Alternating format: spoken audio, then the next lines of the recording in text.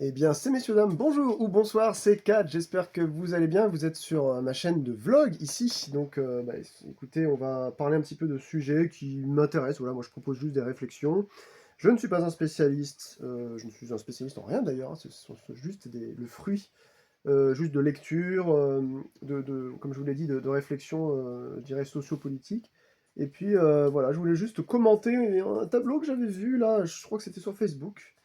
Je sais plus sur quelle page, je me suis trouvé aussi des sites internet qui pourraient montrer, vous savez, des... Attendez, voilà. Pourvu qu'il lui arrive un jour un accident. Voilà, comme ça on aura moins de connards sur la route après. Hein, les fous du dimanche, vous savez, qui accélèrent parce que c'est des grandes lignes droites et ils sont très contents, comme ça ils dérangent bien tout le monde, etc. Bref, alors en tout cas je voulais parler aujourd'hui. Donc vous allez voir, ça vient d'un truc qui s'appelle The Mapverse, qui est basé sur pas mal de choses. J'ai pu corroborer d'ailleurs les sources sur Wikipédia. Donc, pas mal d'informations qui vont sortir de ce que je vais vous dire. Je ne parle pas de mes propres conclusions, mais ce que je vais en tirer sont issus, on va dire, de croisements. C'est pour ça que j'ai trouvé ça intéressant. Puis je vais y aller un petit peu de mes réflexions au fur et à mesure. Il s'agit du sujet qui intéresse beaucoup de monde dans les sphères politico-médiatiques, vous savez, c'est les crimes.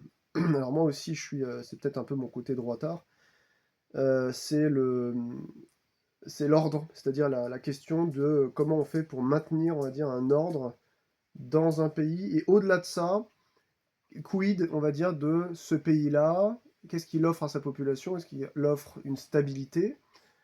Si oui, pourquoi? Comment cette stabilité est-elle offerte à la population?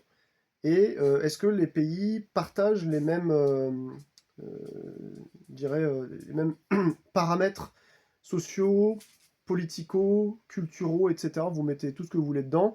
Et en fait, on remue tout ça, on voit s'il y a des choses qui en sortent. Et c'est très intéressant parce que vous allez voir qu'il y a pas mal de pays qui sont issus de plein de continents en réalité. Et dans les taux de crimes les plus bas, c'est ce qu'on va s'amuser à détailler aujourd'hui là, eh bien vous avez littéralement, on va dire, énormément de pays qui proviennent de continents divers et variés. Alors, il y a des pays minuscules, d'autres qui sont majuscules, et donc, quand j'entends des gens qui me disent: «Oui, mais c'est normal, dans tel pays, qu'il y ait de l'ordre et qu'il y ait pas de crime et tout, c'est normal parce que c'est tout petit». Bah, c'est faux, en fait, parce que vous avez des systèmes qui permettent, même, hein, dans un pays avec, je dirais, plus d'habitants, bah, que ça se passe assez bien. Ça peut être un système politique et carcéral qui est très dissuasif, par exemple, on y reviendra tout à l'heure. Ça peut être, X ou Y, voilà, raison. Et j'ai pas plus réfléchi que ça, j'ai pas tracé de plan, j'ai juste dit: «Tiens, ça m'intéresse, je vais leur en parler direct en face cam» et moi je me suis lancé avec la fameuse carte. Alors, quelle heure il est là? 22h30, ouais, je vais essayer de faire ça en moins d'une heure, j'espère que ça tiendra. Vous pouvez me dire ce que vous en pensez. Bien entendu, chaque commentaire qui dépasse les bornes ou ce que c'est une toute petite chaîne ça, mais s'il commence à y avoir en fait Jean-Philippe raciste ou je sais pas quoi qui vient ici me balancer en fait des sornettes, ça va être dégagé tout de suite direct ça. Puis même, je crois qu'il y aura plus de, moi je fais plus d'efforts maintenant. C'est-à-dire un truc de trop, là il n'y a pas de modérateur ici, c'est pouf, ban immédiatement. C'est-à-dire qu'on lira plus ces commentaires. Voilà. Donc j'attends des gens sur cette chaîne qu'ils soient courtois et qu'ils puissent réfléchir sans mettre un mot devant l'autre avant d'avoir déjà pesé la véracité du propos, quoi. Parce que ça commence, moi, à me saisir toute ma vie. J'ai vu des gens de toute classe sociale, d'ailleurs, qui se permettaient de dire des trucs sans connaître... Enfin bref, je vais pas entrer dans les détails, mais ça commence à m'agacer. Alors, vous savez que souvent, dans les taux de criminalité... Alors déjà, on va définir qu'est-ce qu'un crime. Mais dans les taux de criminalité, on met sur 100 000 habitants. Donc là, à chaque fois, il y a des nombres en bas, ils sont un peu indicatifs. Quand je vais vérifier ensuite sur les sources sous Wikipédia et tout, je vois qu'il y a des tableaux de différentes instances internationales qui ciblent, on va dire, globalement les mêmes pays. Alors les valeurs sur le taux de 100 000, par rapport à 100 000 habitants peut varier, peut changer, c'est tout à fait normal, parce que ça dépend du bornage, on va dire, des années où c'est pris. Et pour commencer, en fait, je dirais que qu'est-ce qu'un crime? En tout cas, sauf si on parle vraiment de crimes internationaux, donc crimes contre l'humanité, génocide, machin, tout ce que vous voulez, piraterie et autres, ça c'est convenu, on va dire, dans la majorité des pays, c'est-à-dire ceux qui font partie de l'ONU. Il y a 193 pays sur 197 qui font partie de l'ONU, 198, je sais plus. Et là, on va parler vraiment de inter-législatif, c'est-à-dire dans chaque pays, dans chaque fonctionnement, qu'est-ce qui est considéré comme un crime. Alors en France, vous le savez, au Canada, au Québec, ça va être un système différent avec le code criminel. Il y a des, chaque pays a développé des logiques qui sont soit historiques, soit culturelles, soit plus modernes et autres, qui vont, euh, qui vont formaliser finalement la définition du crime. Parfois, on va parler de la même chose d'un pays vers un autre. Dans un pays, ce sera considéré, par exemple, tel crime sera considéré comme un délit mineur chez nous. Enfin, plutôt chez eux, ce sera un délit mineur. Chez nous, ce serait par exemple un crime de droit commun. Vous voyez, donc il y a quand même des variances, mais globalement, il y a je dirais des grandes lignes sur lesquelles c'est impossible, on va dire, de tergiverser. Et 99% ou même 100% des pays, je n'ai pas vérifié, mais je pense que c'est 100% des pays, disent la même chose, c'est-à-dire que ça mérite par exemple voilà, une punition par la prison, notamment, ou alors par des amendes, voire pire. Vous avez trois niveaux en France. Vous avez le niveau contraventionnel, vous avez le niveau délit, le délictueux, et vous avez ensuite le niveau criminel. Donc le contraventionnel, généralement, ça se règle par rapport au tribunal de police. Le niveau délictuel, c'est plutôt soit le tribunal administratif, soit le tribunal correctionnel de souvenirs. Et le niveau final, ça doit être la cour d'assises, tout simplement. Voilà. Alors, qu'est-ce qu'on considère, nous, Français, parce que je vous parle de France, là, pour les francophones qui me regardent, on considère que tout ce qui va être MEURTRE, c'est bien entendu du crime, que tout ce qui va être de la barbarie, ça va être du crime, et notamment de la barbarie, ça peut être aussi considéré, c'est même pas ça peut être, c'est considéré dans la loi française comme étant un crime, au-delà même de l'être humain. Voilà, il faudra que vous puissiez aller réfléchir de quoi je veux parler par rapport à ça. C'est pour ça que la loi, elle travaille un peu du chapeau pour moi. D'un côté, on va dire, elle te dit quelque chose, de l'autre, tu peux lui trouver dans elle-même, parce que la loi est tentaculaire, un article qui va quasiment contredire finalement la logique de la première. Donc c'est complexe. Mais en gros, vous avez voilà tout ce qui va être MEURTRE, voilà, crime de sang, comme on dit, la barbarie, la torture, quoi, finalement, tous ces trucs-là. Et après, vous avez aussi tout ce qui va être VIOL. Alors là, ça va dépendre ensuite, là je vous parle que de la France, mais ça va dépendre ensuite dans les autres pays. Parfois, il peut être considéré comme juste pas de preuve égale il s'est rien passé. Des fois, ça peut être bah, c'est juste un attouchement, donc c'est pas, on peut considérer que c'est un attouchement parce que c'est pas, par exemple, la personne n'a pas été abusée par tel orifice ou telle partie de son corps, par exemple, vous voyez. Et puis il y en a d'autres encore, d'autres pays où ça peut être carrément, ah bah de toute façon, par exemple, une femme, prenons l'exemple d'une femme, parce que c'est les femmes qui se font le plus VIOL, ER, eh bien, elle est considérée dans son couple, puisqu'elle a un mariage, elle est sous le couvert d'un régime de mariage, du coup, il ne peut pas y avoir un crime de VIOL de par son mari. Voilà. Ça, c'est dans quelques pays. Donc, vous voyez, il y a quelques menus différences comme ça, mais globalement, la majorité, et même si c'est du vol aussi, puisque ça c'est internationalement reconnu, vol, VION, euh, alors les dégradations ça dépend, et puis vous avez aussi derrière tout ce qui va être mutinerie et conspiration. Alors d'ailleurs je crois qu'en France ça a été retiré par Sarkozy, par un truchement par rapport au Conseil constitutionnel, enfin je sais plus ce qui s'était passé, ça s'est passé quand même, mais globalement pendant très longtemps, en France, vous pouviez être pris pour avoir, par exemple, trahi la France, trahi, par exemple, le pays si vous êtes français. Et là, ça pouvait être aussi considéré comme un crime. Voilà. Il y a d'autres pays où ils s'embarrassent même pas. Hein. Vous avez vu l'affaire Boualem Sensal en Algérie, etc. D'ailleurs, l'Algérie, c'est... je sais pas, elle est vraiment elle est dans le flow. non seulement elle s'est fait respecter, mais en plus de ça, après, elle a fini, je dirais, grande reine, quelque part, puisque ils ont exfiltré dans un hôpital, puis ensuite exfiltré totalement, comment dirais-je, Boualem Sansal, ce traître, à la nation, en Allemagne, et ensuite, bon voilà, on a vu que c'était un rigolo, en fait, le mec, maintenant il est en train de s'amuser à critiquer la France, etc. C'est une catastrophe, donc, en fait, selon les époques, mais surtout là, si on parle par exemple à l'époque contemporaine, moderne même, tout ce qui se passe aujourd'hui, on voit globalement que juste la réponse législative ne sera pas exactement la même dans les crimes qu'on a mentionnés, mais globalement, 99% des pays considèrent la même chose. Voilà. J'ai beaucoup d'exemples que je pourrais vous donner. Je ne sais pas si je pourrais en donner au fur et à mesure de ce qu'on va notifier sur chaque pays là, qui sont dans le top de là où il y a le plus faible taux de crime, justement. Mais comme je connais des gens sur 4 des 5 continents, c'est assez facile d'avoir vous savez, l'expérience des anecdotes et des trucs comme ça, donc c'est assez sympa à mentionner. Alors on commence comme ça avec le petit tableau là que vous voyez là.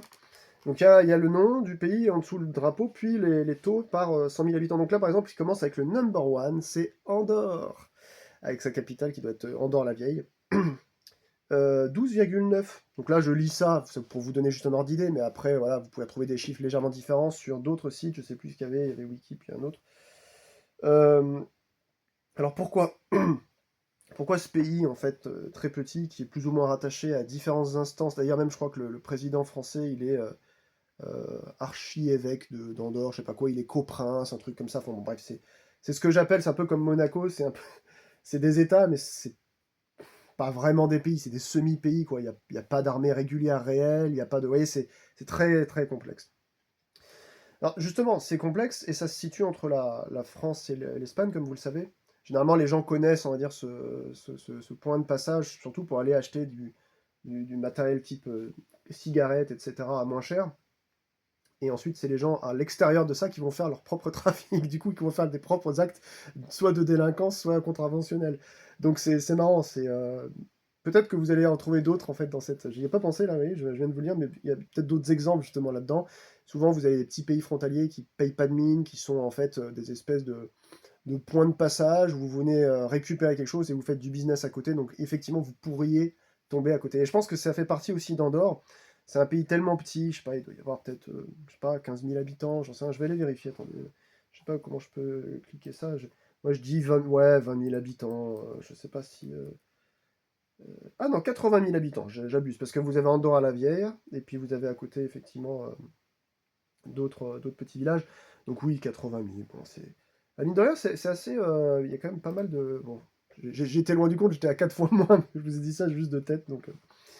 Pourquoi est-ce qu'on n'aurait pas... Alors, dans les crimes, hein, on va reprendre VIOL, vol et tout ce qui va être torture, rapt aussi, on l'a pas assez dit, mais ça c'est pareil, vous pouvez pas priver la liberté de quelqu'un en le subtilisant comme ça de ses allées et venues, et puis bien entendu le MEURTRE, bah, parce qu'en en fait on voit bien que alors c'est pas un paradis type fiscal, mais je veux dire c'est vraiment un petit État historique, voilà, qui est plutôt, je pense, un ex-État qui était basé un peu sur la religion, comme l'ancien royaume de Portugal, vous savez, là où il y avait, avant ça prenait en compte, comment ça s'appelle, Saint-Jacques de Compostelle, il y a très longtemps, qui est maintenant en Espagne, etc. Donc il y a des zones où on sait que typiquement, vous allez voir qu'en fait la religion, c'est pas rien, hein, parce que tout le monde dit ah, la religion, ça sert à faire des guerres, etc. Bah, la religion, ça sert à d'autres choses aussi, parce que c'est juste un prétexte, la guerre, dire que c'est à cause de sa religion. C'est un prétexte, ça n'a rien à voir avec la définition spirituelle ou, euh, ou dogmatique finalement de ce que c'est. Donc vous allez voir, là, il y a plusieurs exemples, qu'il y a quelques pays où on va dire, bah, ça étonne. Personne n'en parle, mais ça étonne, et c'est notamment à cause de la mainmise d'un pouvoir religieux que généralement les gens viennent pas s'amuser à foutre le boxon. Vous voyez ce que je veux dire? Donc là, ça fait partie de ça. Je n'ai pas les chiffres en détail. Pourquoi 12,9? Mais il y a toujours, vous savez, dans les crimes, des gens qui peuvent passer aussi sur un, un pétage de câble une décompensation et que la législation en fait ne reconnaisse pas, contrairement à la France par exemple, vous savez, une atténuation ou une abolition du discernement. Donc souvent c'est peut-être plutôt des gens qui ont fini par faire, je sais pas, un crime passionnel ou alors, je sais pas, quelque chose qui a tourné vinaigre. Et c'est arrivé comme ça, et c'est voilà, mais ça se compte sur les doigts d'une main. En réalité, c'est comme s'il y avait personne. Vous imaginez 12,9 sur 80 000, ça veut dire que ça fait à peu près, je sais pas, je dis vraiment à la louche, ça fait peut-être 14 ou 15 sur 100 000, 14 ou 15 de ce qu'on a nommé tout à l'heure sur 100 000 habitants. C'est très très faible quand même, hein. Voilà, donc il y a celui-ci. En numéro 2, vous avez les Émirats Arabes Unis, voilà, tout simplement. Dubaï et tout. Enfin, tout ça, c'est un pays un peu, je ne veux pas dire factice, parce que ça se fait pas de dire ça, mais c'est un pays très récent qui a englobé plusieurs émirats. Je ne sais plus quels sont leurs noms, ils sont au nombre de 5 ou 6, je crois, avec des petits émirs finalement qui étaient là et qui étaient gardiens de leur terre. Ils ont ensuite trouvé du pétrole, comme vous le connaissez. Et les Émirats Arabes Unis, c'est un pays très particulier parce que, en réalité, je crois c'est le pays avec le plus haut taux de pourcentage d'immigrés. Et c'est là où il y a le plus d'immigration dans le monde. Mais c'est un truc hallucinant. Je ne sais plus si c'est 60% de la population ou 70, peut-être même 80, qui est immigré. Alors que vous voyez, en France, souvent, voilà, les gens se plaignent de l'immigration incontrôlée, alors qu'on arrive difficilement à, je ne sais plus combien, à 8 ou 10%, ou quelque chose comme ça. 12%, je sais plus, enfin 8, je sais plus combien, quel est le pourcentage. Attendez, immigration France. Et donc là, voilà, il y a des chaînes entières de télé voilà, qui en parlent pendant des 9,1. Voilà. Toute immigration confondue, hein. Population étrangère vivant en France, 6,3 millions de personnes, soit 9,1 population totale. 5,3 millions d'immigrés n'ayant pas acquis la nationalité française, 1 million de personnes nées en France de nationalité étrangère. Voilà, vous avez tous les chiffres d'INSEE si ça vous intéresse. Donc voilà, quand il y a notre cher pays qui se plaint de ça, vous avez d'autres pays comme alors, attendez, je vais faire immigration, pourcentage, Émirats Arabes Unis. On est à combien là? 89. J'étais loin du compte, je vous ai dit 60, 74, 89% d'immigrés, accueillant plus de 200 nationalités. En gros, vous avez tout, tout le monde entier qui vient ici. Bon, après, les Français se sont illustrés là-bas par rapport aux influenceurs, etc. Mais il y a plus que ça. Il y a eu une coupe de foot, je crois, où vous savez, ils ont fait venir travailler des Pakistanais, des Birmans et tout. Relativement maltraités d'ailleurs, hein, parce qu'ils venaient avec 3 francs 6, gagnaient 3 francs 6 sous, voilà, ils vivaient dans des cahutes de merde. Pourquoi il n'y a pas de problème ici? Et justement, c'est très très intéressant. Le cas là, le numéro 2, c'est quasiment le number one où il y a le plus faible taux de criminalité. Et ça contrevient par exemple totalement à ce que nous présentent les groupements politiques type Rassemblement National depuis près de 30 ans, à savoir, ou même les Zemmouriens, vous savez, le Reconquête, qui disent mais l'immigration, alors eux ils disent en France, mais on a l'impression que c'est un peu empirique le truc, c'est l'immigration égale, ça amène littéralement, systématiquement de la criminalité. Eh bien la preuve, c'est que la preuve factuelle, c'est-à-dire que vous avez à l'échelle d'un pays, alors c'est un petit pays, c'est vrai, quand même 200, enfin 89% d'immigrés, eh ben c'est le pays où il y a le moins d'immigration avec Andorre. Pour le coup, là, même si c'est un pays très récent, vous avez vu, il n'y a pas vraiment en plus de lien national et tout, et pour autant, il n'y a pas ça. Alors, une des raisons, c'est parce que vous avez l'islam sunnite prédominant qui, généralement, derrière... Alors, c'est pas partout, attention, parce que il y a des dérogations pour certaines villes, je crois, c'est la même chose pour le Qatar d'ailleurs, où vous avez des choses qui sont permises, alors que par exemple sur d'autres terres musulmanes, par exemple l'Arabie Saoudite, la Mauritanie, vous avez des choses entièrement proscrites, notamment l'alcool. C'est pas le cas aux Émirats, je crois. Il y a des villes où il y a des bars occidentaux, etc. Donc, en fait, vous avez un pouvoir religieux, mais aussi une sorte de liberté, vous savez, à l'occidental. Tout ça, c'est assez bien mélangé, ils gomment les différences, et en fait, ils arrivent à un statut où, au final, bah, il n'y a personne qui se met sur la gueule. Vous me direz, les gens viennent ici souvent pour bosser, et souvent pour lever des sommes astronomiques d'argent. Quand vous venez d'un pays qui est relativement pauvre et on vous dit, bah, en un mois, tu vas gagner 60 000 euros, tu vas trimer, tu vas avoir envie de les envoyer à ta famille après. Donc t'y vas, et t'essayes de garder ton poste. T'as pas envie qu'il se passe de la merde. Donc moi, j'ai un cousin qui a... Je pense qu'il y a des trucs que je peux pas raconter. J'ai un cousin qui bosse pour, on va dire, des instances pétrolières assez importantes, qui m'a dit que, voilà, là-bas, aussi bien on peut faire fortune, mais aussi bien, si vous êtes personne et qu'on vous a confisqué aussi votre passeport, on vous exploite un peu, et en gros, c'est marche ou crève. Si t'es un bon soldat, t'auras ce qu'il faut, sinon, en fait, on peut se débarrasser aussi, hein. Voilà, je rentre pas dans les détails, donc c'est un pays où vous pouvez faire florès, il faut rentrer, au fait, dans des cases. Je sais pas comment ça va évoluer. Pour l'instant, ça a l'air de tenir. Il n'y a pas vraiment de... Bon, à part récemment la crise américano-sionisto-iranienne, il y a pas de problème outre mesure aux Émirats arabes unis. Donc c'est bizarre, hein.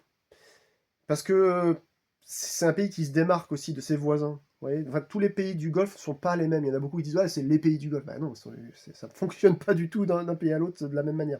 À part peut-être un peu les copains saoudiens et Bahreïn, qui sont un peu sur la même longueur d'onde. Les autres, ils font un peu leur chemin à part, hein, vous voyez ce que je veux dire. Donc ensuite, on a, bah, un peu comme le précédent, troisième, on a le Qatar, capitale Doha. J'ai beaucoup aimé l'intervention à l'ONU de Sa Majesté, je ne sais plus comment il s'appelle, le roi du Qatar. C'était il y a 2 ans, j'avais écouté ça. Comment il s'appelle, le roi du Qatar? Alors je sais que c'est un pays qui se fait énormément critiquer. C'est Tamim Hamad Al Thani, c'est ça. Alors si c'est pas lui, si c'est peut-être, je sais plus si c'est lui ou son chargé d'affaires diplomatiques, enfin en tout cas son ambassadeur à l'ONU qui avait pris la parole pour dire des trucs très très intéressants. Non, non, c'est lui. Si, c'est bien lui. C'est bien lui. Tamim Hamad Al Thani. Alors, j'entends tout ce qui est dit sur le Qatar. Avec, ils ont le PSG, ils ont ceci, ils ont tout acheté, ils ont modifié, ils ont machin, ils ont envoyé aussi de l'argent à des terroristes. Ils font tout pour faire de l'argent. Et puis en plus de ça, vous savez qu'ils se mélangent avec ce qui se passe avec les brigades d'intervention rapide là-bas au Darfour. Bon, moi je suis pas dans les papiers du Qatar, moi je critique personne. Enfin, je veux me mettre à dos personne. Toujours est-il que c'est un pays magnifique aussi, même si tout petit. Et je pense que la stabilité au niveau criminel provient aussi de l'utilisation finalement de la charia. A priori, il y a quand même moins de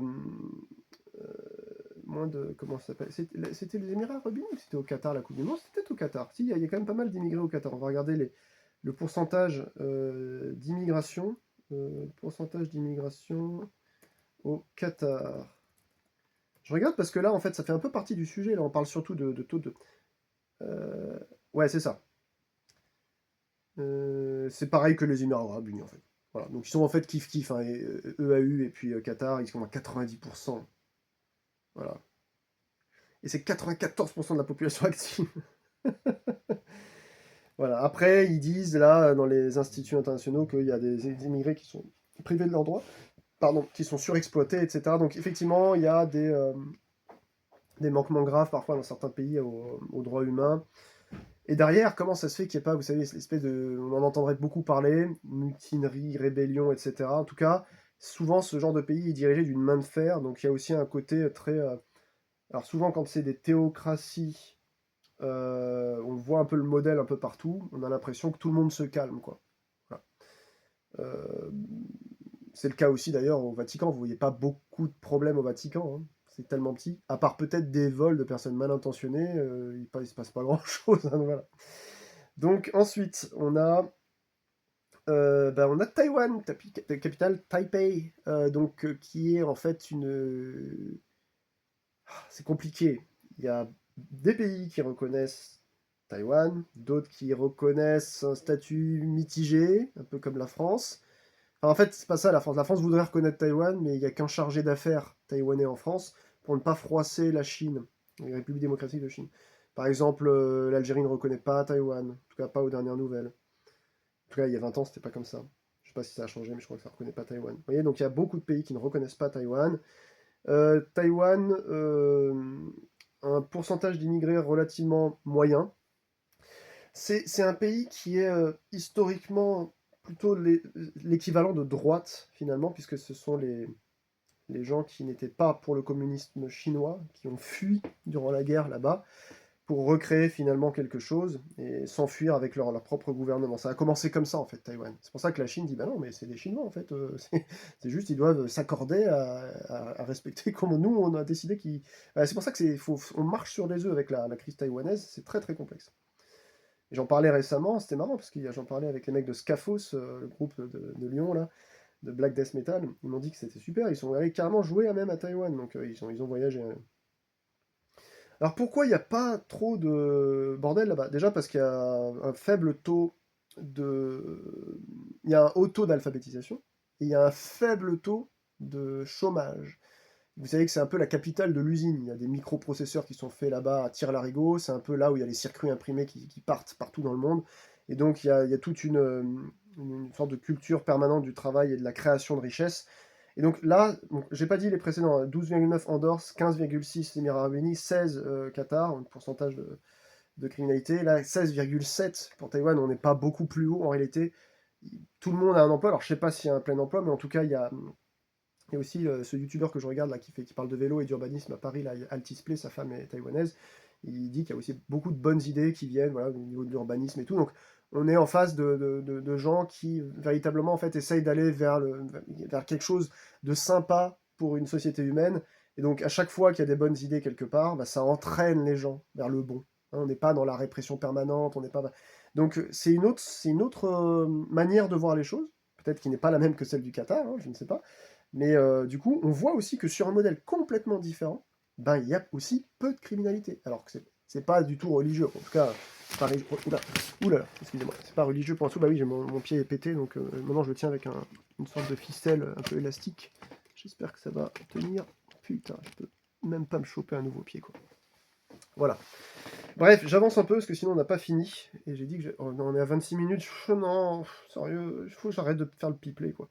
Allez, c'était à 16,7. À 19, comment dirais-je, l'Oman, donc le sultanat d'Oman, avec Haytham al-Tariq. Je crois que c'est ça hein, son nom, celui qui a succédé à son père, ou Haytham ben Tariq, peut-être, ou bin Tariq, qui est en fait ce pays de la péninsule arabique, là, au nord-est, en face de, de l'Iran, justement, hein, de l'autre côté du détroit d'Ormuz, et capitale Mascate, ou Muscat. C'est un pays très stable, peut-être même le plus stable, sans la moindre anicroche. Il y a rien eu en réalité durant les printemps arabes là-bas. Je connais deux personnes qui ont fait de la plongée là-bas. Il y a des récifs, enfin, c'est des trucs. En dessous, vous avez un des pays les plus pauvres du monde qui est devenu un des plus dangereux avec le Yémen, capitale Sanaa, et puis vous avez Socotra en face, en dessous de la Somalie là, avec des paysages endémiques particuliers, des arbres qui n'existent qu'ici. Enfin, c'est vraiment une zone d'une richesse cet endroit. Et donc l'Oman, c'est un peu les mille et une nuits. Bah, même le Yémen, hein, s'il n'était pas bombardé sans cesse par les Saoudiens, ça serait aussi magnifique. Vous savez, avec ce conflit des Houthis. Donc en Oman, il n'y a pas de question de Houthis, ou pas de Houthis. Il y a une version de l'islam très particulière qu'on appelle le Khawarij. Et alors, ça dépend, ils ont plusieurs noms, mais globalement, c'est pas sunnite, et ça se rapproche un poil plus du chiisme, mais ça n'a pas grand-chose à voir. Et du coup, ce système-là, avec ce sultan, qui s'entend bien avec ses voisins, déjà, faut le dire, euh, il fait partie un peu de la Ligue arabe, c'est quelqu'un qui a... Enfin, ce sont des gens qui sont aussi, notamment, lettrés. Il y a vraiment beaucoup de choses à dire sur l'Oman, le sultanat d'Oman. Figurez-vous que moi, c'est une destination que je convoite, parce que je trouve qu'il y a. Enfin, c'est juste, j'avais vu plusieurs reportages aussi de gens qui sont allés là-bas. Je connaissais. Comment il s'appelait déjà? Shahid, je sais plus, c'est le gars qui avait inventé Arabia, le premier groupe de black death metal de Mascate. J'ai perdu contact avec lui vers 2005. Il est parti à Londres pour son travail, mais sinon, c'est. Enfin, s'il y a bien un pays où vous pouvez pas avoir de merde, ou vous faire embrouiller et autres, c'est vraiment l'Oman. À chaque fois que j'entends parler de ce pays, c'est juste le rêve, quoi. C'est juste trop bien. Vous faites des balades en cheval sur la plage, il y a un désert à perte de vue, les gens sont cool, lents, tout le monde va bien. c'est pas des excités, quoi, qui sont en Oman. Alors après, moi, je connais pas le pays pour parler, parce que je n'y suis pas allé. J'ai juste des, voilà, des reliquats de ce que j'ai vu.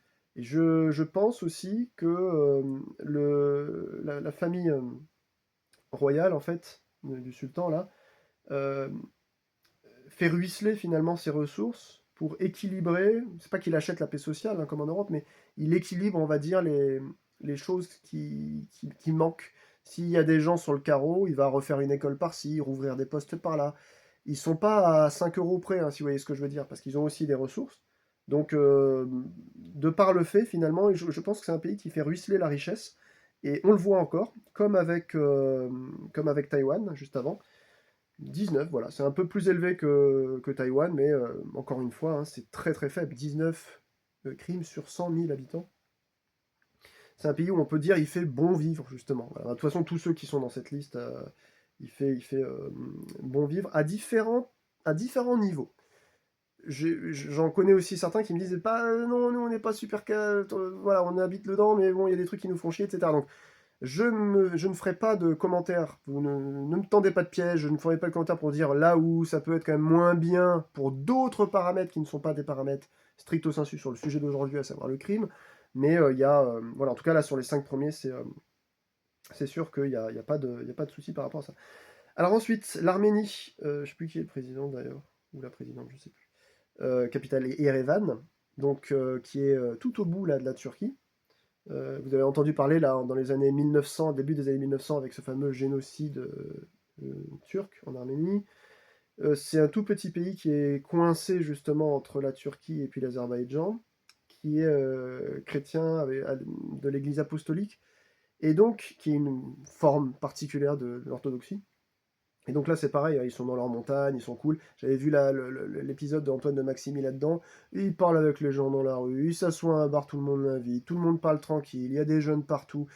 Ça aussi, c'est un truc qui est un bon indicateur quand vous voyez des jeunes, c'est que vous allez pouvoir modéliser, on va dire, un avenir. Les pays où il y a que des vieux, c'est fini, hein, c'est des espèces d'institutions qui sont encroûtées. Moi, j'ai peur pour l'Occident parce qu'on est en train de devenir un truc comme ça. Et quand vous voyez plein d'autres pays dans le monde, en fait, ça bouge énormément. Et là, l'Arménie, c'est pareil. Donc, il y a ce problème là avec l'Azerbaïdjan là à côté, et puis le Haut-Karabakh. Mais globalement, les frontières respectées, on va dire, de l'Arménie, dedans, on est à 22,4. Il y a, pour ainsi dire, il n'y a pas vraiment de crime. Voilà, c'est du même acabit que ce qu'on a vu avant. Et c'est vrai que j'ai jamais entendu parler des Arméniens je sais pas, ils n'ont pas plus la pression que ça. Souvent, c'est des gens assez pieux d'ailleurs. On retrouve encore, vous voyez, cette notion de piété dans les pays où tout va à peu près bien. Pas que, mais il y a aussi ça. Ensuite, on va arriver sur Japan, et oui, Tokyo, capitale, avec 22,6. Donc, alors moi qui ai vécu un petit peu et qui peut vous donner un reliquat de personnes que je connais qui y habitent encore, ou même qui y ont habité, ou des gens que j'ai rencontrés là-bas qui ils y habitent régulièrement, c'est euh, c'est très complexe en réalité, le Japon. C'est une société particulièrement fermée, qui n'est d'ailleurs à ce titre jamais critiquée par les Occidentaux. Moi je les mettrais presque chez les Occidentaux, parce ils ont calqué en fait le modèle occidental sur plein de choses. Alors que vous savez, en Europe, souvent on a la critique facile sur l'Afrique et le Moyen-Orient. Et les Arabes et les Noirs et les machins, leur société c'est comme ci, c'est comme ça. Et tout le monde oublie, on va dire, de pointer du doigt parfois le Japon, qui lui aussi a ses propres travers. Alors ils sont beaucoup moins spectaculaires dans le sens où ils sont plus cachés. C'est une société qui n'aime pas, on va dire, montrer le défaut. Donc on met tout sous le tapis en fait. Vous voyez, c'est comme ça au Japon, on met tout sous le tapis. Et c'est un pays dans lequel il y a... Alors on n'a pas dit, hein, depuis le début, il doit y en avoir peut-être un, deux... je ne sais plus s'il y a la peine de mort en Oman, mais il y en a, en tout cas, au Qatar et les Émirats, je crois qu'il y en a. Émirats, je suis pas sûr, je vais aller vérifier. Japon, il y a la peine de mort. Alors, elle est faiblement appliquée, hein, mais elle est quand même plus appliquée qu'en Algérie, par exemple. Mais c'est peine de mort par pendaison au Japon. Peine de mort, pays. Je vais vérifier, je vais ouvrir un article parce que je ne sais plus exactement de souvenir si le Qatar l'avait ou pas. Je crois que oui, mais je suis pas sûr. Allez, oui, oui, le Qatar là, le Japon là, l'Arménie ne l'a pas. évidemment. Alors, le Japon, pourquoi je dis que c'est particulier? Parce que il y a des choses qui ne sont pas... Ça fait partie des... Voilà, je ne veux pas m'étendre, mais il y a des problèmes sociétaux qui ne sont pas considérés comme des crimes, qui sont les choses les plus abjectes, on est d'accord, mais qui ne sont pas dénoncés et qui passent sous le tapis. Par exemple, un certain type de maltraitance psychologique, vous voyez, des choses comme ça. C'est impalpable. Donc il y a plein d'autres paramètres qui feraient normalement, a priori, peut-être pouvoir sortir le Japon de cette liste, si on considérait d'autres choses comme des crimes. Pareil pour au moins deux ou trois autres pays qu'on va venir après, je ne mentionnerai pas lesquels, vous trouverez, où il y a des ambiances parfois qui sont un peu moyennes, notamment pour les femmes.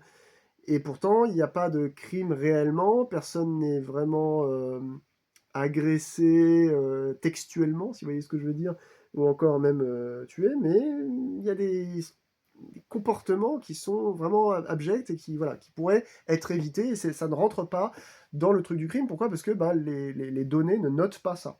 Donc le Japon, vous avez une quasi-inexistence de petite délinquance, une quasi-inexistence de moyenne délinquance, et vous avez une existence d'une très grande délinquance, type cartel, etc., type mexicain, vous voyez, mais qui, pareil, arrive à être assez intelligente pour ne jamais se faire choper par, voilà, par la justice et autres.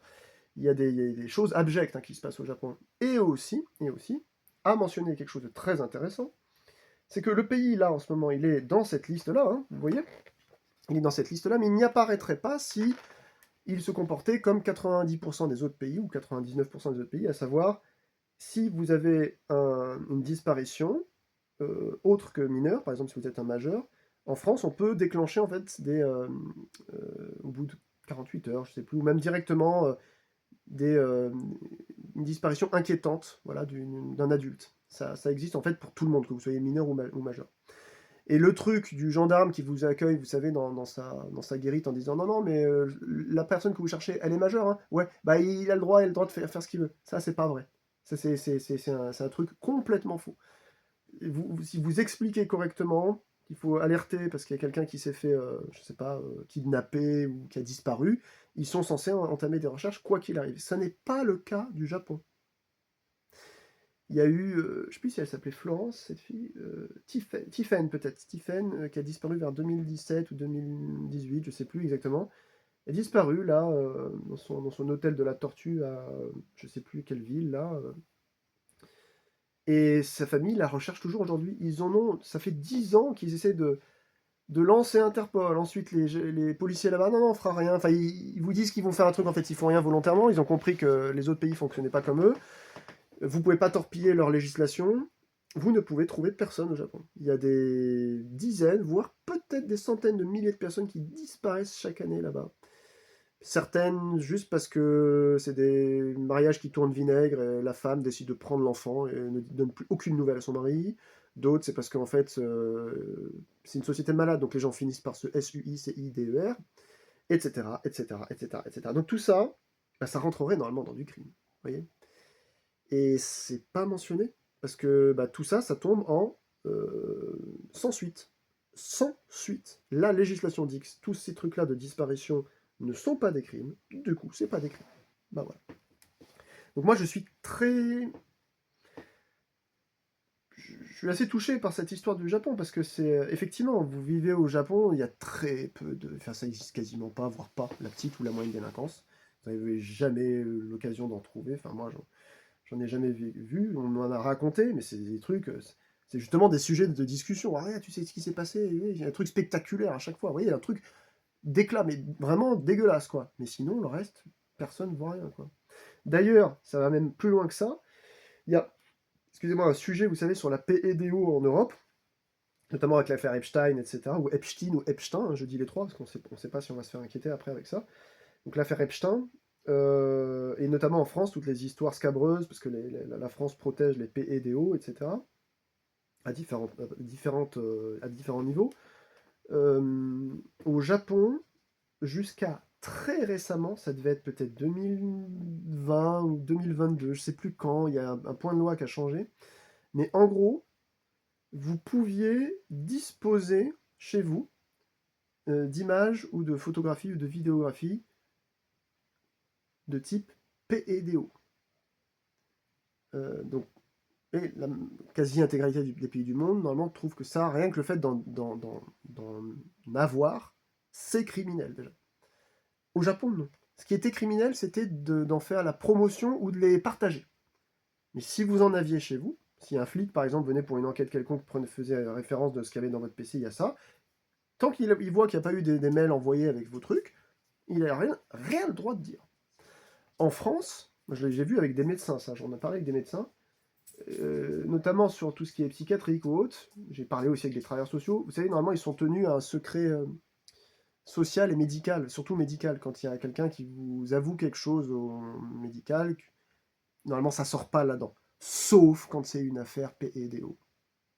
Donc, vous voyez, c'est pas le cas, enfin, c'était pas le cas au Japon. Maintenant, c'est devenu illégal, a priori. Donc, vous voyez, donc c'est très compliqué ce tableau. Hein. Moi, le Japon, oui, petite délinquance, non, oui, c'est sûr. Mais crime, c'est autre chose que la petite délinquance. C'est de la grande délinquance. Et autant, vous voyez, 22,6 pour le Japon. N'oubliez pas que le Japon est un pays énorme. Il y a combien 190 millions d'habitants là-dedans? Je sais plus combien il y a de pays, enfin comment dirais-je, comment je pourrais trouver 124 millions d'habitants. J'étais un peu au-delà. Donc on est quand même à... oh, ça fait quasiment 2 fois la population française, hein, presque 2 fois. Donc les 22,6% là, c'est des pourcentages de 100 000 habitants, mais c'est chaque tranche de 100 000 habitants. Donc ça en fait quand même quelques-uns, des grands crimes. Vous voyez ce que je veux dire? Donc ça, c'est le Japon. On va passer un petit peu à la suite. Ensuite, vous avez Singapour, la ville du lion, avec Singapour, quoi, la ville. Donc 23,5. C'est une ville un peu malais, un peu chinoise, un peu anglaise, on ne sait pas trop. Voilà, c'est l'histoire qui a réalisé en fait ce coup spectaculaire de cette ville un petit peu sortie de nulle part.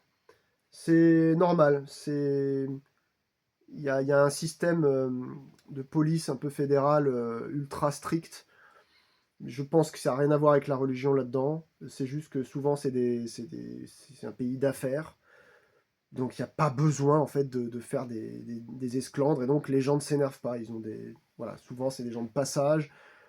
Bon, Singapour, pas grand chose à dire dessus. Ça m'étonne pas en fait, et notamment parce que c'est un tout petit État. Du coup, l'État a les yeux sur vous. Donc tout le monde sait qu'il est observé. Et ça fait partie justement là de la raison pour laquelle ce pays a un bon classement parce qu'il est tout petit. Alors il y en a d'autres qui sont petits, ça fonctionne moins. Mais quand vous regardez bien, alors il n'y a pas Saint-Marin, la République de Saint-Marin dedans, il n'y a pas Vatican non plus, mais je pense qu'ils auraient quasiment pu les mettre dedans. Je pense que c'est juste parce que, je sais pas, le poste de police à Saint-Marin a récupéré des tentatives d'escroquerie, enfin peut-être pas d'escroquerie, mais de VIOL ou de vol, que le taux a explosé. C'est pour ça qu'ils sont pas dedans, parce qu'ils sont pas 100 000 déjà.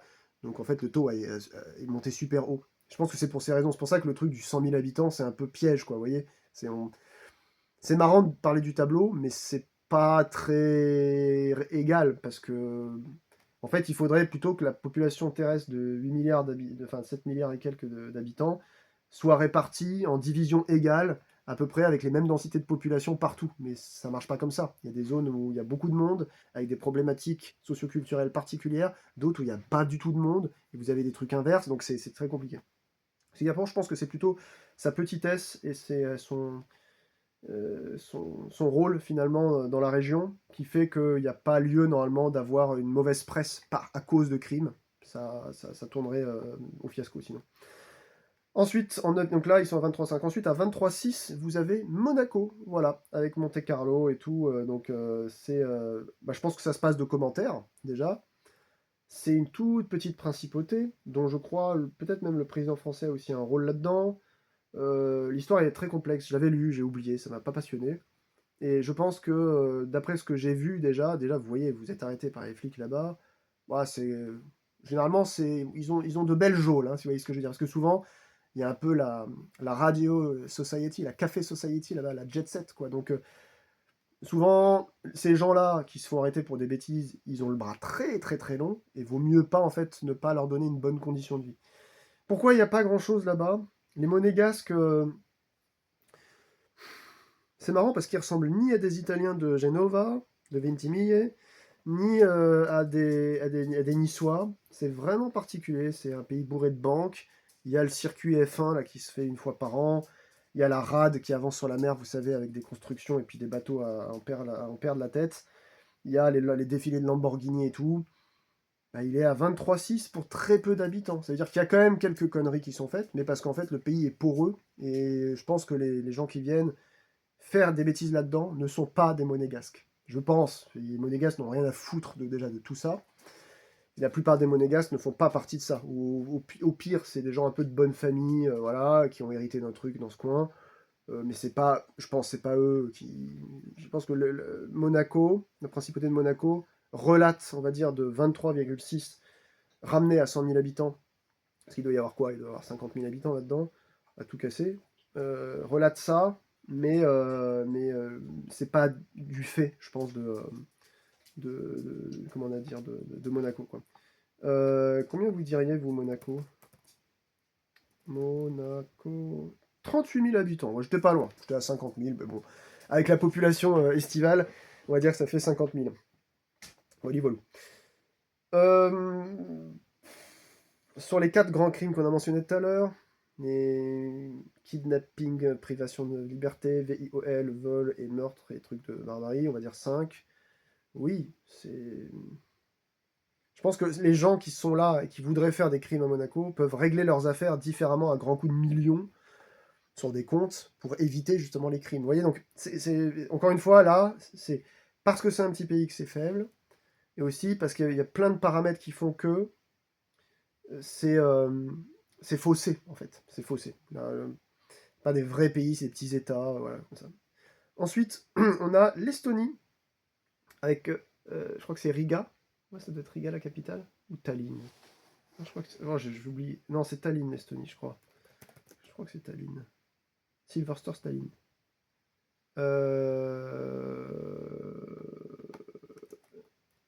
Oui, c'est ça, c'est Tallinn, l'Estonie.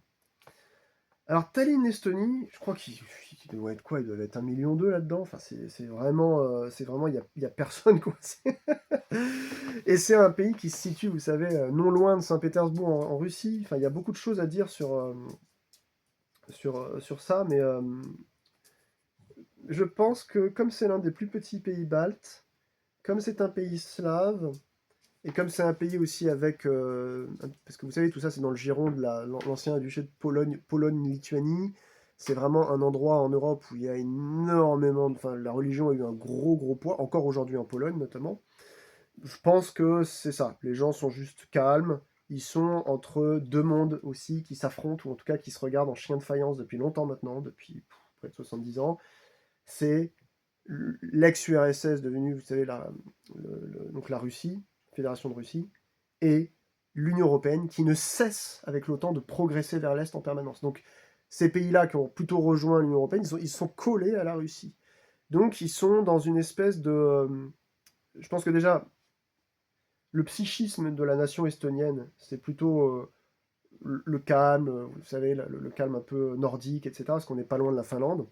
D'ailleurs, l'estonien fait partie du groupe de langue finno-ougrien qui a ramené justement au magyar, c'est-à-dire aux hongrois et aux finnois. Et donc, on est dans cette multiple explication de pays anciennement, enfin, même encore aujourd'hui, assez culturels, type chrétien, plus tout petit pays. Vous voyez, on est à, je pense, 1,2 million, 1,3 million. Plus on est entre deux univers qui se regardent, donc nous, on va pas déconner, quoi. On a déjà d'autres problématiques, on sait pas si un jour ça va éclater chez nous. Voilà, a priori, je pense que c'est une conjoncture de plusieurs facteurs qui fait qu'ils sont à 23,8 pour 100 000 habitants, c'est assez faible, quoi. Voilà. Euh, et donc, je connais pas d'Estonien, mais je pense qu'ils ressemblent plus, comme ils sont dans le bassin finno-ougrien, je pense qu'ils ressemblent plus à des Russes et à des Finlandais, plutôt à des Caréliens, on va dire, ils ressemblent plus à ça, plutôt qu'à des gens de l'Union européenne en réalité. Je vois pas quel est trop le rapport entre les Estoniens et les Portugais, vous voyez ce que je veux dire? C'est ça la magie de l'Union européenne, ou pas. D'ailleurs, Frexit, vite. Je suis à l'eau ce soir, ça fait 49 minutes que je parle, je vais avancer, hein. On a fait que 2 lignes, hein, les amis, sur les 5. Allez, on passe ensuite à Bahreïn, capitale Manama. Donc c'est cette petite excroissance là qui est, je vous en ai parlé tout à l'heure, avec au-dessus de l'Arabie Saoudite. Et donc, bon, je pense que c'est la même chose que les Émirats Arabes Unis ou le Qatar. Là, on est sur un tout petit pays, pareil, il doit y avoir 1 million d'habitants. De souvenirs, de souvenirs seulement, hein. Peut-être que je me trompe. Ouais, peut-être que je vais me tromper. Mais en tout cas, c'est sûr qu'il y a l'évêché catholique, le seul de la péninsule arabique ici. Il est ici, en fait, il est à Manama. Il est à l'extérieur de Manama. C'est l'évêché, voilà, donc des catholiques. Donc vous avez beaucoup de travailleurs étrangers, parce qu'il n'y a pas beaucoup de Bahreïnis qui sont chrétiens. La plupart d'ailleurs ne sont même pas sunnites. La famille régente est sunnite. Je me souviens plus du nom du roi, mais la, la grosse majorité de la population, environ 80%, est chiite, duodécimain. Donc c'est un pays très bizarre. Il est contrôlé par une famille qui ne fait pas partie exactement de la religion principale du pays. Vous voyez, c'est très très complexe. Et donc durant les échauffourées qu'il y a eu sur l'hiver arabe, il y a eu quand même une répression assez féroce de la famille princière, enfin régente. Comment s'appelle les rois de Bahreïn? Bahreïn. Comment ça s'appelle déjà? Hamad bin Assa al-Khalifa, c'est ça, c'est la famille Khalifa. Donc, qui est passé justement il n'y a pas longtemps, là, début février 2026, voir Macron. Donc eux, ils sont allés direct avec les tanks, ils n'ont même pas cherché, hein. Tanks dans la rue. Voilà, c'est... Donc vous voyez, je pense qu'il y a aussi ce truc-là. Donc il y a des Bahreïnis qui se sont plaints, on veut la même chose que les Occidentaux, on veut les droits, machin et compagnie. Et ils ont compris ensuite qu'il fallait pas jouer avec les nerfs, parce qu'il y a les Saoudiens qui ont envoyé En fait, c'est deux pays frères, Bahreïn et Arabie Saoudite. Du coup, ils s'entraident entre eux. Et ils ont tendance un peu à museler parfois certains hauts le cœur, certains hoquets de la population. Je pense que c'est surtout par rapport à un régime politique.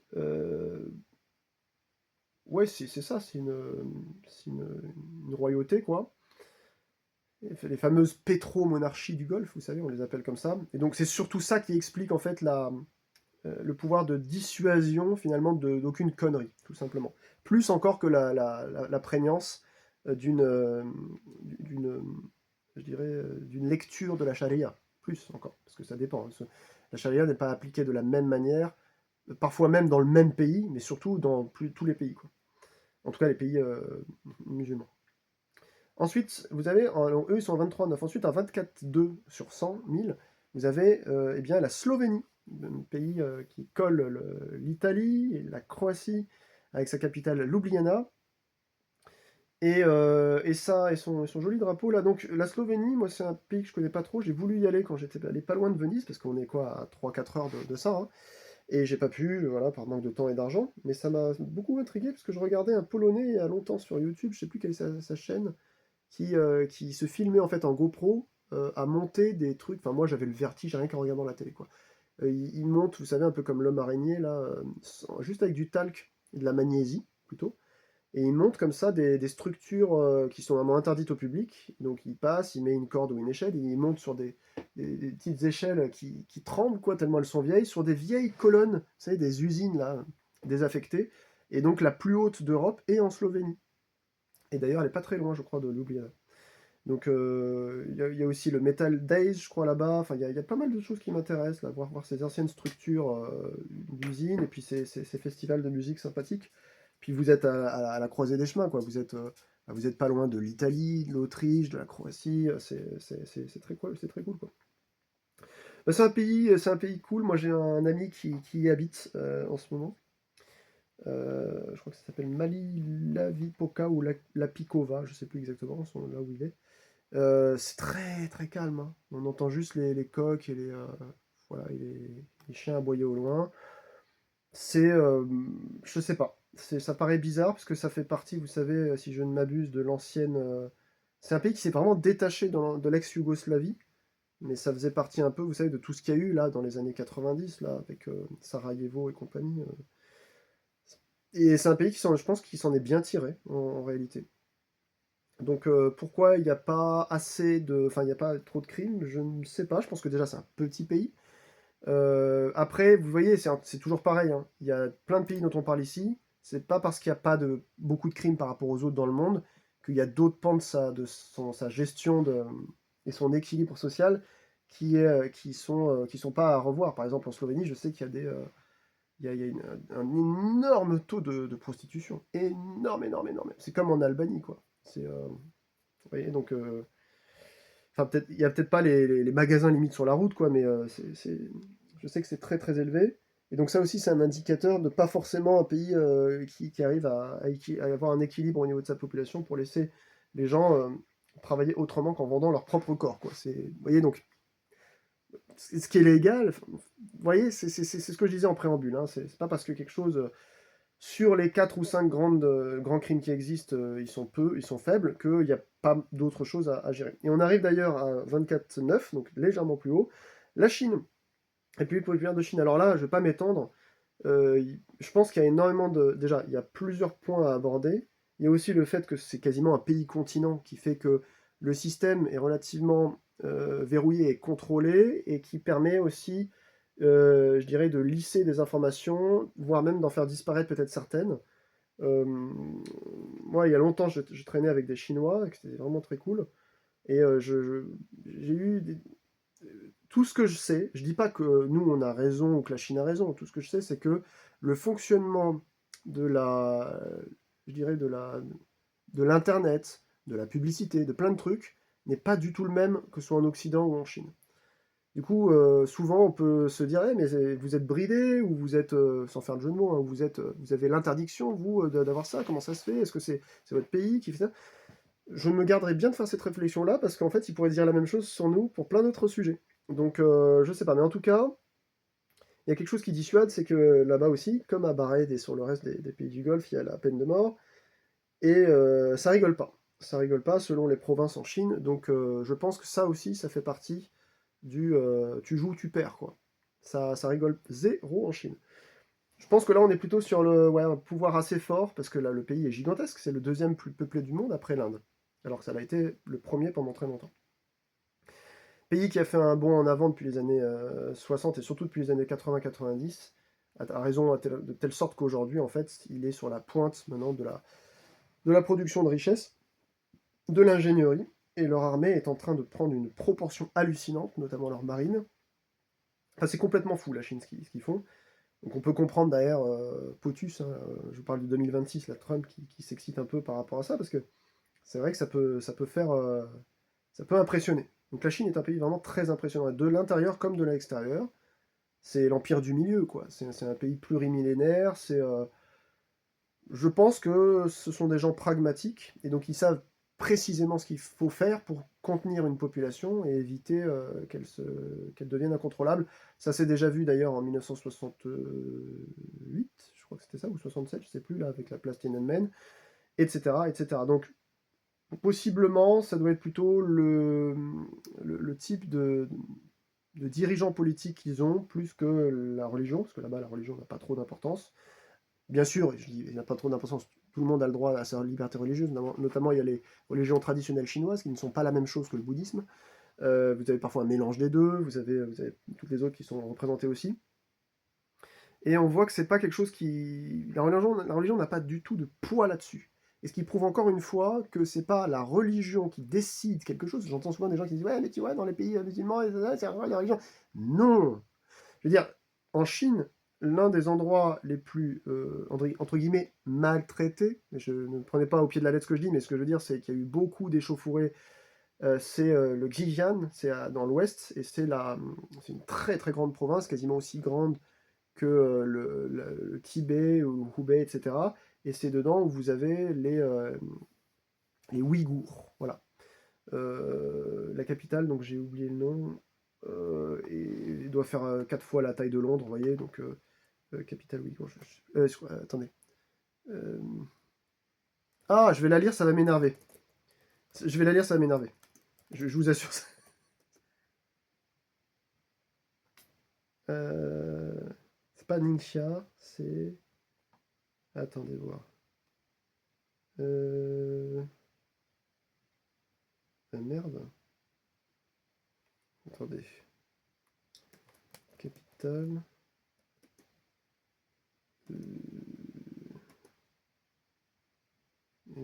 Je sais. Comment ça se fait que j'arrive pas à trouver ce truc-là? Attendez, je bug, il faut que je regarde sur internet parce que ça m'énerve. Urumqi, voilà. C'est d'ailleurs là-bas dont vient un dérivé, on va dire, du kung-fu qui s'appelle le Xingyi Yue Quan. C'est une sorte de danse où vous imitez des animaux, c'est merveilleux. C'est une forme du wushu, si vous connaissez le wushu. Voilà, voilà. Donc Urumqi, c'est ça. Urumqi.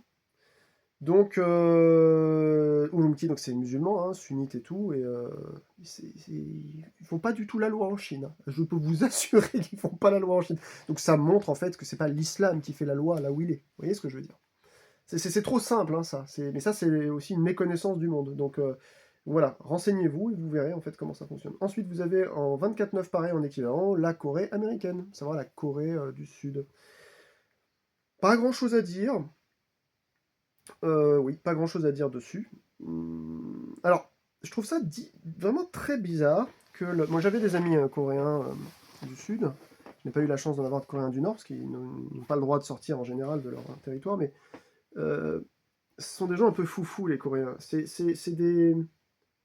littéralement des Occidentaux en fait, hein, pour moi. J'ai pas eu trop de dépaysement de traîner avec eux, contrairement aux Chinois, parce que bon, après, oui, vous avez les spécialités, leur pays, leur manière de parler, etc. Mais j'ai jamais trop été dépaysé avec des Sud-Coréens. Je pense que ils se sont gardés de mettre aussi dans ce tableau la République démocratique de Corée, parce que juste, il y a zéro info qui fuite, en fait. Les, les organismes d'ordre internationaux, type, vous savez, je commence à fatiguer, excusez-moi, ça fait 1 heure que je parle, putain. Les organismes internationaux de type humanitaire n'ont pas trop le droit de citer, d'être là-bas, de faire des relevés, etc. Donc on ne sait pas si vraiment... Mais je pense que c'est marche ou crève, ou plutôt marche ou marche. Donc en fait, il n'y a pas vraiment de crime, sauf si peut-être, je ne sais pas, le pouvoir s'en mêle et décide de punir un individu. Mais à mon avis, la République démocratique de Corée, elle doit être là-dedans. Elle doit être dans le top, combien 5 x 5, 25, là, qu'on voit hein, sur les 192 pays. J'ai pas grand-chose à dire sur la Corée du Sud. Annyeonghaseyo. Parce que je pense que c'est un pays qui est en fait un peu similaire au Japon. Un peu similaire aussi à la Chine, mais plutôt au Japon au final. Il y a un côté très américain là-dedans. Je crois qu'il n'y a pas de peine de mort. J'essaie de regarder les trucs qui peuvent dissuader, hein. Et je crois qu'il n'y a pas de peine de mort. Ouais, c'est ça. Elle est légale, mais elle n'est pas appliquée, je pense. C'est ça. Un peu comme en Algérie. Ok, ensuite, il y a à 25,3 sur 100 000, la Suisse, avec la capitale. C'est Genève? J'oublie si c'est Genève ou Berne, la capitale de la Suisse. Voilà, j'ai une grosse lacune, les amis. Capitale Suisse. Ou Zurich. Non, c'est Berne. Je dis Genève. Ouais, c'est Berne, ouais. C'est Berne, c'est un pays très bizarre, la Suisse, hein, parce il montre finalement que vous pouvez avoir plusieurs cultures et fonctionner. Il y en a beaucoup qui me disent, ouais, mais souvent c'est mes potes de droite. Ah, tu comprends qu'un pays multiculturel, ça fonctionne pas. Bah si, ça fonctionne à différents niveaux. Mais là, c'est pas que c'est vraiment une culture, mais quand même, la langue, elle est porteuse d'une culture. Alors, elle n'est pas porteuse systématiquement d'une civilisation avec tout ce que ça englobe, mais un pays avec des langues différentes, c'est déjà très complexe, hein. Moi, j'en connais qui habitent en Suisse, soit parce que ce sont des Suisses, soit parce que ce sont des frontaliers qui travaillent là-bas et qui sont souvent. euh, En fait, ce pays souffre des mêmes trucs que la France. Je pense qu'il est juste plus petit, donc plus facilement gérable. Dès qu'il y a un problème, on essaie de le traiter. En tout cas, plus que sur un pays avec des millions et des millions d'habitants. En Suisse, il doit y avoir quoi 15, 17 millions d'habitants, je ne sais pas combien, je vais vérifier. En tout cas, moins de 20 millions, a priori. Combien vous diriez, vous? Ouais, on est à 8-9 millions, ouais. J'ai dit 15 millions, j'étais déjà haut, quoi.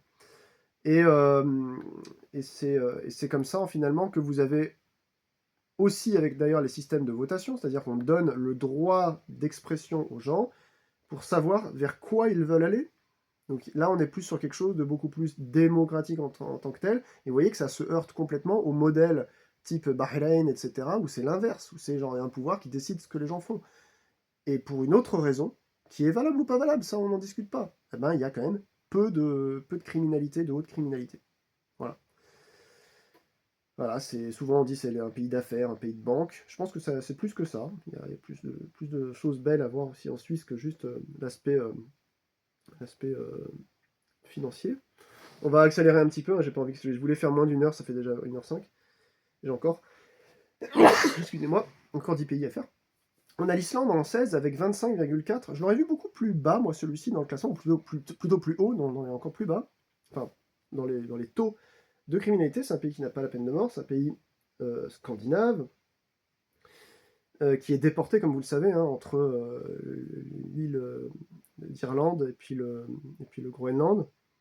Et alors, il y a très peu d'habitants aussi là-dessus. Je crois que là, pour le coup, il y en a 350 000. Hein, sans prendre de risque, je pense que je peux vous dire qu'il y en a à peu près ça, quoi. Islande, on est dans les 300 000, 387 000, bon voilà, on n'est pas très loin de ce que je pensais. Capitale Reykjavik, dans le sud, là, de l'Islande, et puis en fait, c'est juste une côte qui est bordée de petites villes qui sont habitées, sinon le centre, c'est que des volcans et des geysers.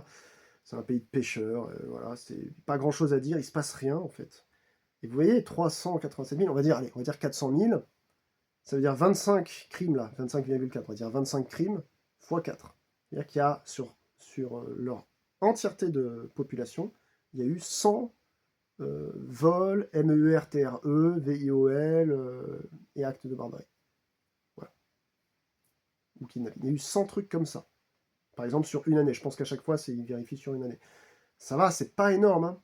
Et pour avoir un ami qui était allé là-bas, d'ailleurs, il est allé peut-être même 2 ou 3 fois, il m'a dit, tu peux pas poser ta tente où tu veux, hein. Il y a personne dans le pays, mais il y a quelqu'un qui va passer à côté de toi en voiture qui va dire, qu'est-ce que vous faites là? Vous avez un droit de poser une tente ici? sur un bas-côté, quoi, sur une route. Mais non, bah alors vous dégagez. Ouais, c'est un peu marche ou crève pour le coup. Hein. Je sais pas. Je sais pas si j'arriverai un jour à aller dans ce pays-là. Il m'impressionne parce qu'il est un peu, vous savez, remote, quoi. Il est déporté, mais ça me terrifie, rien que de penser à la température, quoi. Apparemment, c'est des gens quand même qui sont assez doux. Moi, je suis assez fan d'un groupe qui s'appelle Solstafir. J'ai vu aussi des concerts de Aurora Asknes, la chanteuse pop, là, qui est norvégienne, qui est là-bas. Bon, c'est des gens qui sont super doux, quoi. Ça n'a plus rien à voir avec les Vikings d'il y a 300 ans, quoi. Et ouais, je pense que là, pour le coup, c'est pas forcément la civilisation, parce que les Vikings, vous voyez comment ils étaient quand même avant. Alors, on a beaucoup, vous savez, les défenseurs de la vieille Europe blanche viking qui nous disent que le viking c'était un système matriarcal, avec machin. Oui, bon, on peut lire les chroniques dans le sens qu'on veut, si vous voulez. Hein, parce que, donc, comment dire, les barbaresques, on les a connues en Afrique du Nord, mais on connaissait aussi celles qui descendaient de par en haut, hein, si vous voyez ce que je veux dire. D'ailleurs, même les Vikings sont allés jusqu'en Afrique du Nord. Donc, ouais, aujourd'hui, là, en 2026, ça fait partie des pays, effectivement, où il y a le moins de criminalité, parce que, en fait, vous avez un plein emploi, vous avez des gens qui subviennent à leurs besoins, vous avez une haute technologie, vous avez un taux d'alphabétisation à 100%, vous avez... ils sont un peu dans leur entre-soi, quelque part. C'est un peu une langue rare. Comme quoi, ça peut fonctionner. Comme dans d'autres pays qui sont pas du tout dans leur entre-soi, le Qatar, Émirats arabes, où il y a que de l'immigration, 90% de la population c'est l'immigration, pourtant, ça moufte pas, quoi. Vous voyez, donc c'est pour ça que c'est vraiment intéressant de voir que c'est ultra varié, quoi. Du coup, après, on pourrait tracer un tableau où on dirait, bah voilà, ça moufte pas à cause de système sociopolitique, système, par exemple,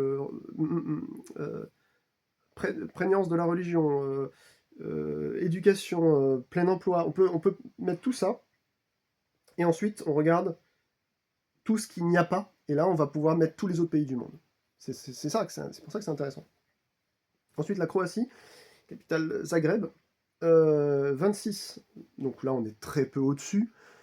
J'avais vu aussi l'Antoine de Maximi là-bas. Les Croates sont des gens méditerranéens, donc très, très, très cool. Alors, quoi que c'est peut-être je me souviens plus si on peut appeler ça. Oui, c'est une partie de la mer, Méditerranée. Ça a pas le même nom. C'est pas la mer Égée, c'est la mer, je sais plus. Mais en tout cas, oui, c'est sur le bord là. C'est un pays qui est découpé d'une manière très bizarre parce qu'en fait, avant, c'était la Yougoslavie, tout ça avec le Monténégro qui est assez récent. avec les Serbes. Après, il y a eu la République serbe de Bosnie. C'est un foutoir, ce truc-là.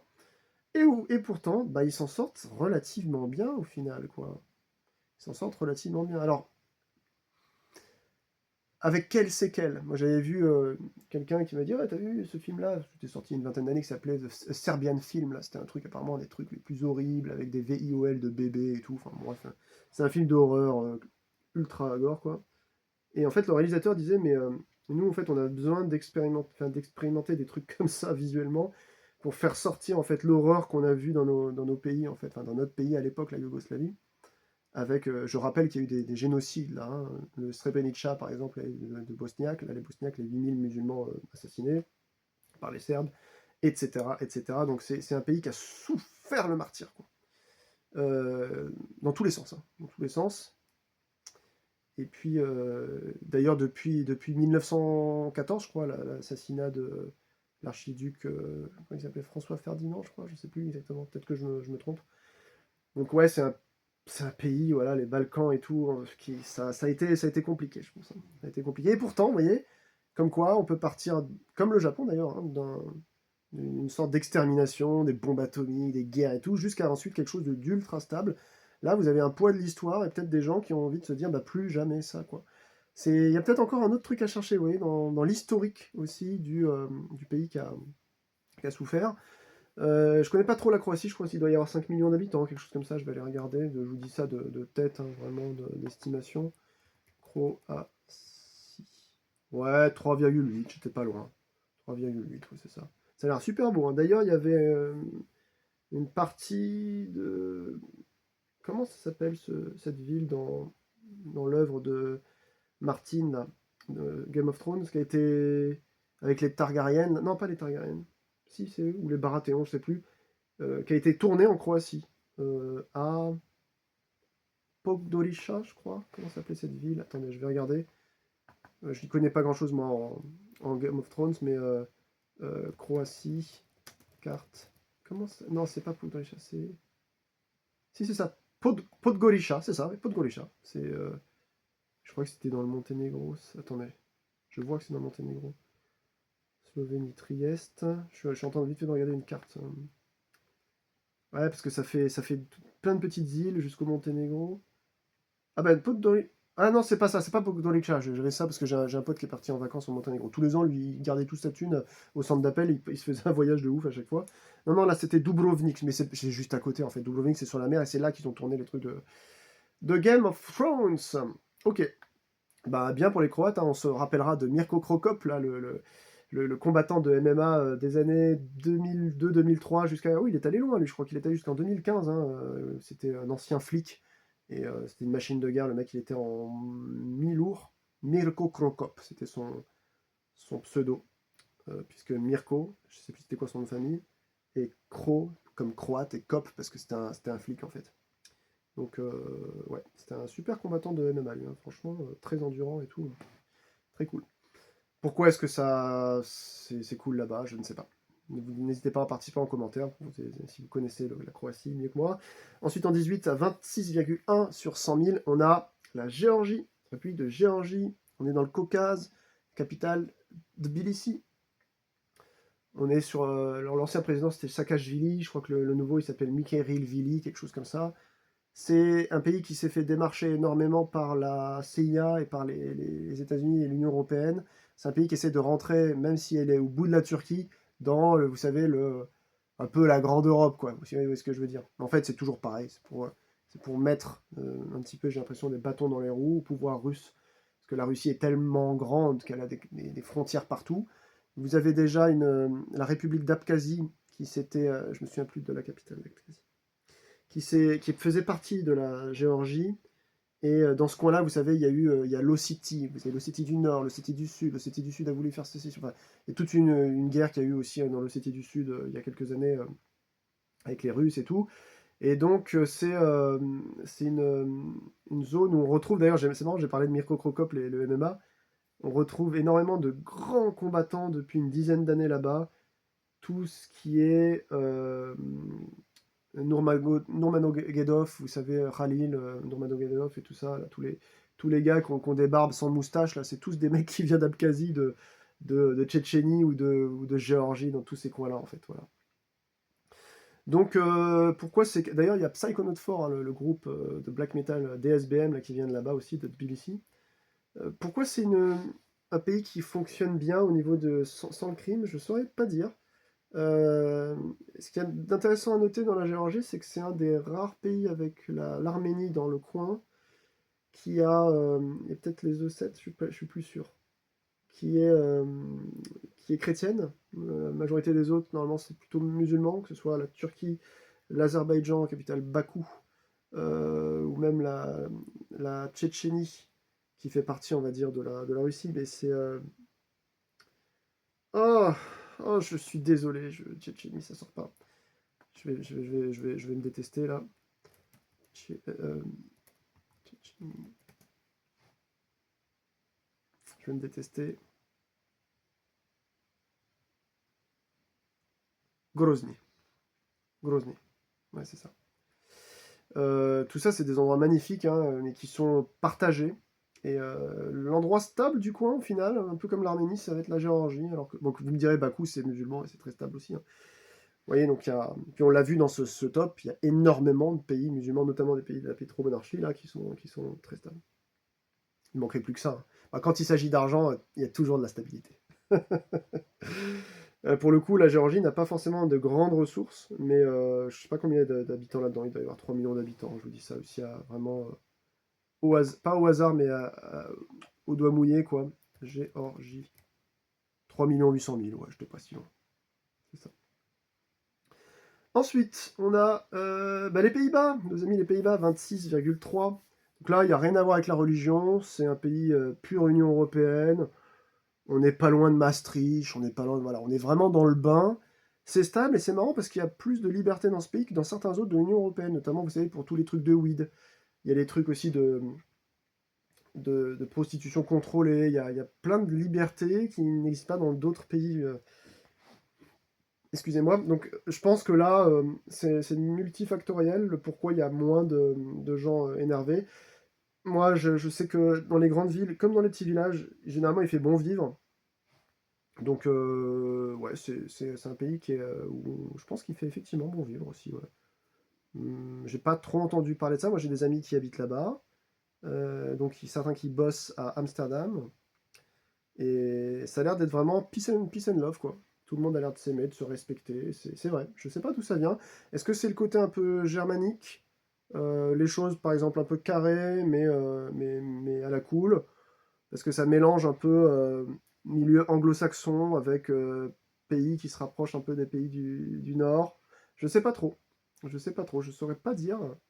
Euh, Pareil, Pays-Bas, il y a quand même un assez haut taux d'immigration. Alors, c'est pas les plus hauts en Europe, mais visiblement, ça leur pose pas de problème en criminalité, hein. Et puis surtout, c'est aussi à la frontière de tout. C'est un pays qui est petit, donc il peut bien se contrôler. C'est un pays qui a eu les stigmates en fait de la Deuxième Guerre mondiale et que vous pouvez retrouver en fait des anomalies géographiques très particulières qui sont je ne sais plus comment ça s'appelle, il y a un nom très particulier, ce sont des enclaves dans des enclaves. C'est-à-dire que dans une ville, vous avez une partie de la ville qui est d'un pays, l'autre qui est d'un autre pays, et puis dans le pays du voisin, vous avez une enclave qui fait partie de votre pays. Enfin, c'est un truc complètement fou. Je ne sais plus comment ça s'appelle. Il y a la chaîne Télécrayon qui présentait ça sur YouTube, qui est très sympa. Enclave, d'enclave géographique. Voilà, enclave dans l'enclave. Et d'exclave. Enclave, c'est peut-être une esclave, justement. C'est ça, vous avez un pays avec un morceau de territoire qui appartient à côté. Enfin, c'est très très bizarre. Je vous laisserai regarder, vous mettez liste d'enclaves et d'exclaves. Pas d'esclaves, mais d'exclaves. Et il y a des trucs complètement fous, quoi.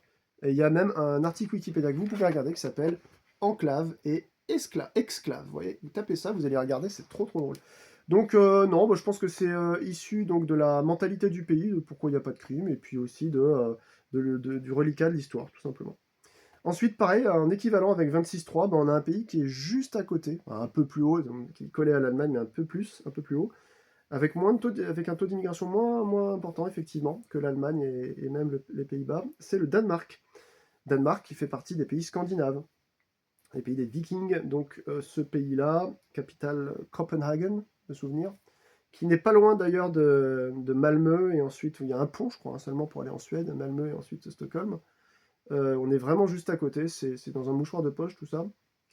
La Suède, c'est de moins en moins stable, ça l'a été pendant longtemps, et maintenant, vous voyez, spoiler alert, il ne fait pas partie de la liste. Moi, c'est un pays que je connais pas, mais j'ai un copain qui a fait la fin de son BTS là-bas, il m'a dit que c'était très bien, mais que la vie était horriblement chère. Bah, c'est la Scandinavie en fait, hein. Donc c'est des hauts niveaux de certification si vous êtes à l'étranger pour pouvoir trouver un boulot là-bas. C'est, je sais pas, moi c'est pas forcément le type de climat qui m'attire, je vous avoue, c'est pas vraiment le rêve pour moi. Mais j'avais vu chez les King of the Streets, là, le Simon là, l'espèce de Simon the Beast, l'un des meilleurs combattants MMA type Valetudo, c'est-à-dire tout est permis. Il nous vient du Danemark, justement. Je sais pas grand-chose à dire. Copenhagen, je connais pas. Il y a dû avoir un acte de terrorisme dans une télé, je crois, qui a été filmé en direct dans les 10 dernières années. À part ça, ils ont pas grand-chose en réalité, hein. C'est un pays stable. Je sais pas comment ils font d'ailleurs, parce qu'entre la Suède qui a fait un énorme apport d'immigration et qui ont aussi pas mal d'immigration illégale, et le Danemark qui est coincé, on va dire, entre l'Allemagne et la Suède, qui eux ont des, donc, comme je vous l'ai dit, des gros taux d'immigration illégale, et le Danemark qui a l'air de s'y tenir à avoir juste de l'immigration légale et aussi une police qui est assez efficace. Comme quoi, en fait, quand on met de l'argent dans des institutions, ça fonctionne. Vous voyez. Donc, pareil, là, on est sur un petit pays. Est-ce que c'est plus simple comme ça de le contrôler? Peut-être. On va aller rapidement pour finir, hein. On a la Finlande ensuite, capitale Helsinki, 26,3 sur 100 000. Oh, on doit être à 2 millions d'habitants, hein. Si c'est pas 3 millions, Finlande, je sais plus. Mais c'est pas grand-chose. Ah, un peu plus, je me suis bourré. 5 millions 600 000, excusez-moi. 5 millions 600 000. Bah, pas grand-chose à dire. Moi, j'ai un pote qui habite là-bas, sur Rovaniemi, hein, c'est la ville du Père Noël, hein. C'est tout en nord. Enfin, il y a encore plus au nord, mais c'est déjà assez au nord. Et ouais, ça doit être rude quand même, hein, d'habiter en forêt. Il y a très peu de villes, hein. C'est soit des mini-villages, soit des grandes routes qui traversent des forêts immenses, et vous en avez pour 5-6 heures de route à chaque fois pour aller d'un point A à un point B. C'est normal qu'il n'y ait pas vraiment de criminalité stricto sensu, dans le sens où les gens ne se marchent pas dessus. Moi, j'ai remarqué aussi que quand vous avez énormément de gens au même endroit, c'est compliqué, hein. Il y a des gens, les pays qui montrent l'inverse sont des pays qui sont faits dans ce modèle-là, notamment le Japon, hein, avec des grosses mégalopoles qui sont une suite comme ça de zones anthropisées sans discontinuer.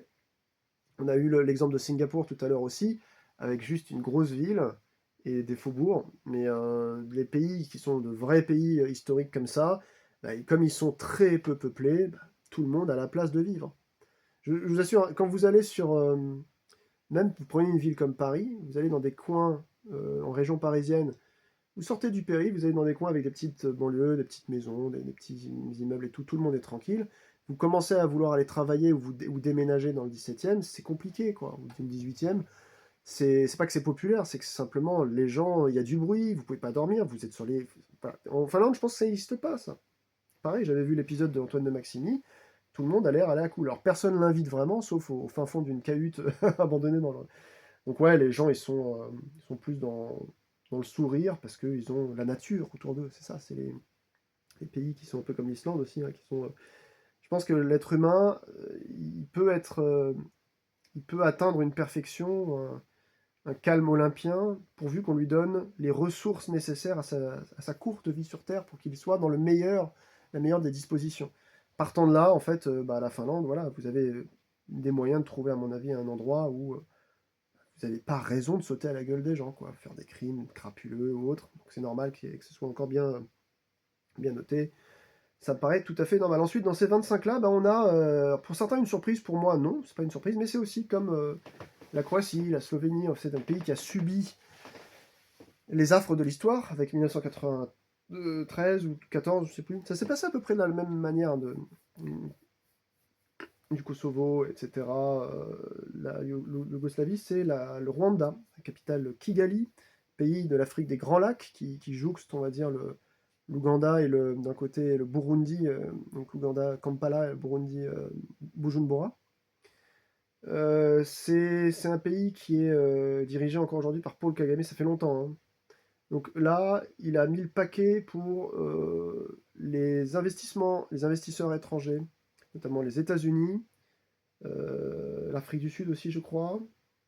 Il y a une crise du Nord Kivu en ce moment, je pense que le Rwanda a quelque chose à jouer là-dedans, mais bon, on va pas parler de ça parce qu'on n'est pas là pour faire de la géopolitique à 2 francs 6 sous. Mais globalement, effectivement, c'est un pays qui socialement s'est relevé de ce génocide, hein, ou tout Tutsi, hein, qu'il y a eu, faut pas mâcher les mots. On est quand même à 2 millions de morts, je crois, hein. C'était un truc horrible. Enfin, je vous dis ça de tête, si ça se trouve, c'est pas du tout ça. Je vais faire une recherche rapidos pour être sûr. Génocide Rwanda. Génocide Rwanda. Voilà, putain, malheureusement, j'étais dans la section images et il y a des trucs, ça pue du cul, hein, putain. C'est 94, hein, 7 avril au 17 juillet. C'était avril, juillet, mai, juin, juillet. 3 mois d'horreur. On est à combien? Non, je vous ai dit 2 millions. Mais en fait, on n'est peut-être pas si loin, parce qu'il y a marqué 800 000 à 1 million. Mais vous savez, dans des pays comme ça, dans les années 90, il n'y a pas des recensements partout. En fait, c'est sûrement plus. C'est pour ça que j'avais vu ce chiffre de 2 millions, avec des déplacés, des trucs comme ça. Enfin, c'est l'horreur. Voilà. Merci, merci qui vous savez, hein. Je ne ciblerai pas, sinon on va dire «Ah, t'es un gros CSC, machin». Bon, bref. Rwanda, pourquoi c'est ça? Parce que, bah, encore une fois, petit pays, super bien contrôlé, et avec de l'investissement sur je dirais les infrastructures déjà, contrairement aux pays voisins où ça galère encore un peu. Et puis une stabilité politique, mais qui est pareil. C'est parce que vous avez alors ce qu'on appelle un régime politique libéral de façade. C'est pas l'entièreté finalement du système politique qui est créé pour une fluidité comme par exemple la Suisse, comme par exemple l'île Maurice ou l'Islande. Là, on est sur quelque chose de façade. Je ne sais pas comment vous expliquer. C'est-à-dire que il paraît y avoir des institutions qui sont standardisées, mais au final, les gens n'ont pas vraiment le droit de citer. Donc, on sait très bien que les jeux sont faits déjà avant. Et donc, voilà. Pour l'instant, le pays est stable. Et c'est vrai que pour le coup, ça fait partie des pays d'Afrique centrale qui sont les plus à conseiller si vous voulez envisager un jour de partir, parce que pour vous installer dans un lieu où il fait bon vivre, effectivement, le Rwanda, c'est très très très bien côté. D'ailleurs, je pense que ça doit être, même si on élargit à l'Afrique subsaharienne, au global jusqu'à l'Afrique australe comprise, avec le Ghana. Et maintenant, c'est de mieux en mieux. Pareil, ils se sont relevés d'une double guerre civile, le Liberia avec Monrovia et puis la Sierra Leone. Quoique la Sierra Leone, c'est un peu plus compliqué avec Freetown. Mais ouais, on peut aller de la Gambie, Ghana, Sierra Leone. euh, je dirais qu'avec ensuite Rwanda. Burundi, c'est compliqué, hein. C'est très bizarre. Les deux pays se sont pas du tout. Ils ont pris un Y en fait quand ils ont sorti justement. Ils sont sortis du génocide et de ces histoires-là. Le Burundi s'est appauvri.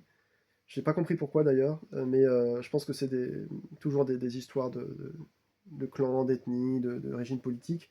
Mais Burundi fait partie je crois, dans un mouchoir de poche, des 5-6 pays les plus pauvres du monde, avec le Yémen, le Bangladesh, 2-3 autres pays. Je crois même que le Burkina y était à un moment donné. Bon, bref.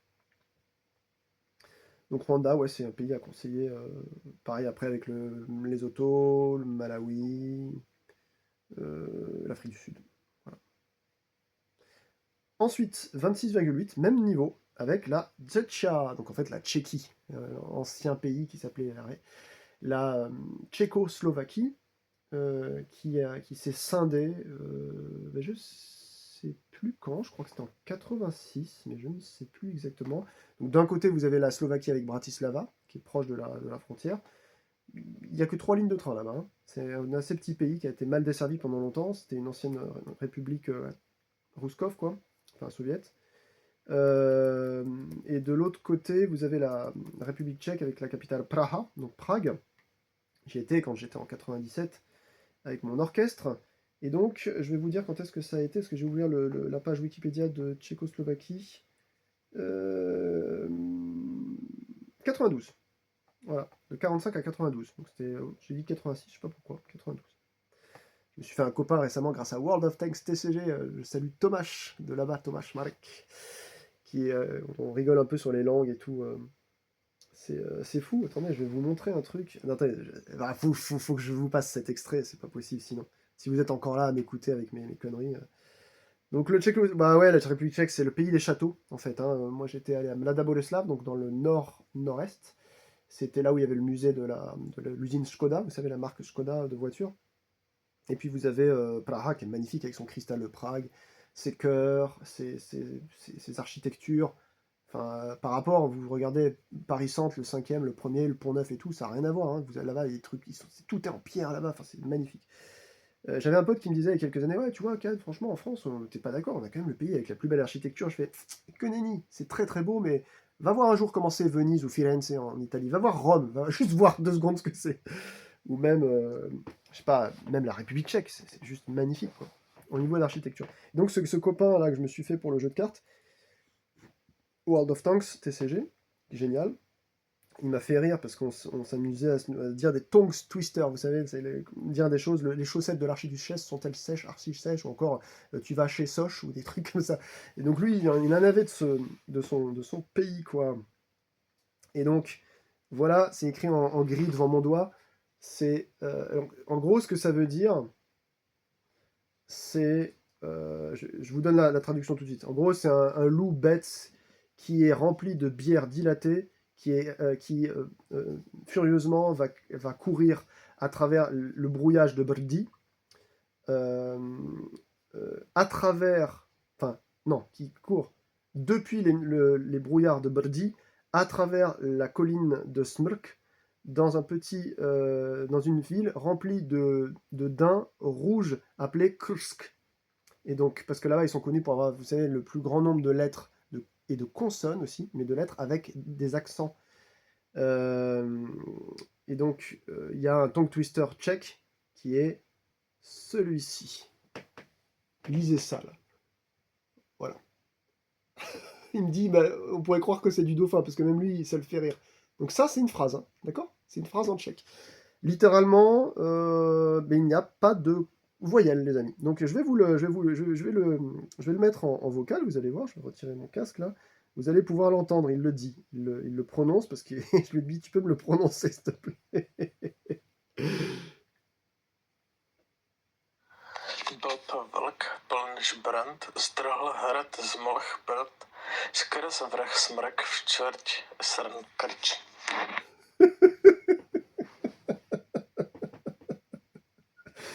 Bref, bon, cette vidéo, c'est du n'importe quoi. Je sais pas pourquoi j'ai tourné ça.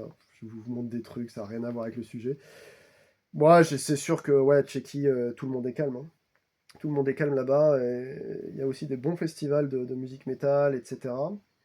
Donc, t'es à 26,8. À 26,9, et surtout, c'est un pays très rural. Les villes. Ouais, à l'époque où j'y étais, moi, c'était dans les fin des années 90, c'était un peu délaissé. J'ai trouvé que c'était un peu. Pas comment dire, un peu moche, quoi, par rapport aux architectures françaises, mais c'était dans des toutes petites villes, c'était pas à Prague. Prague, c'est magnifique, quoi.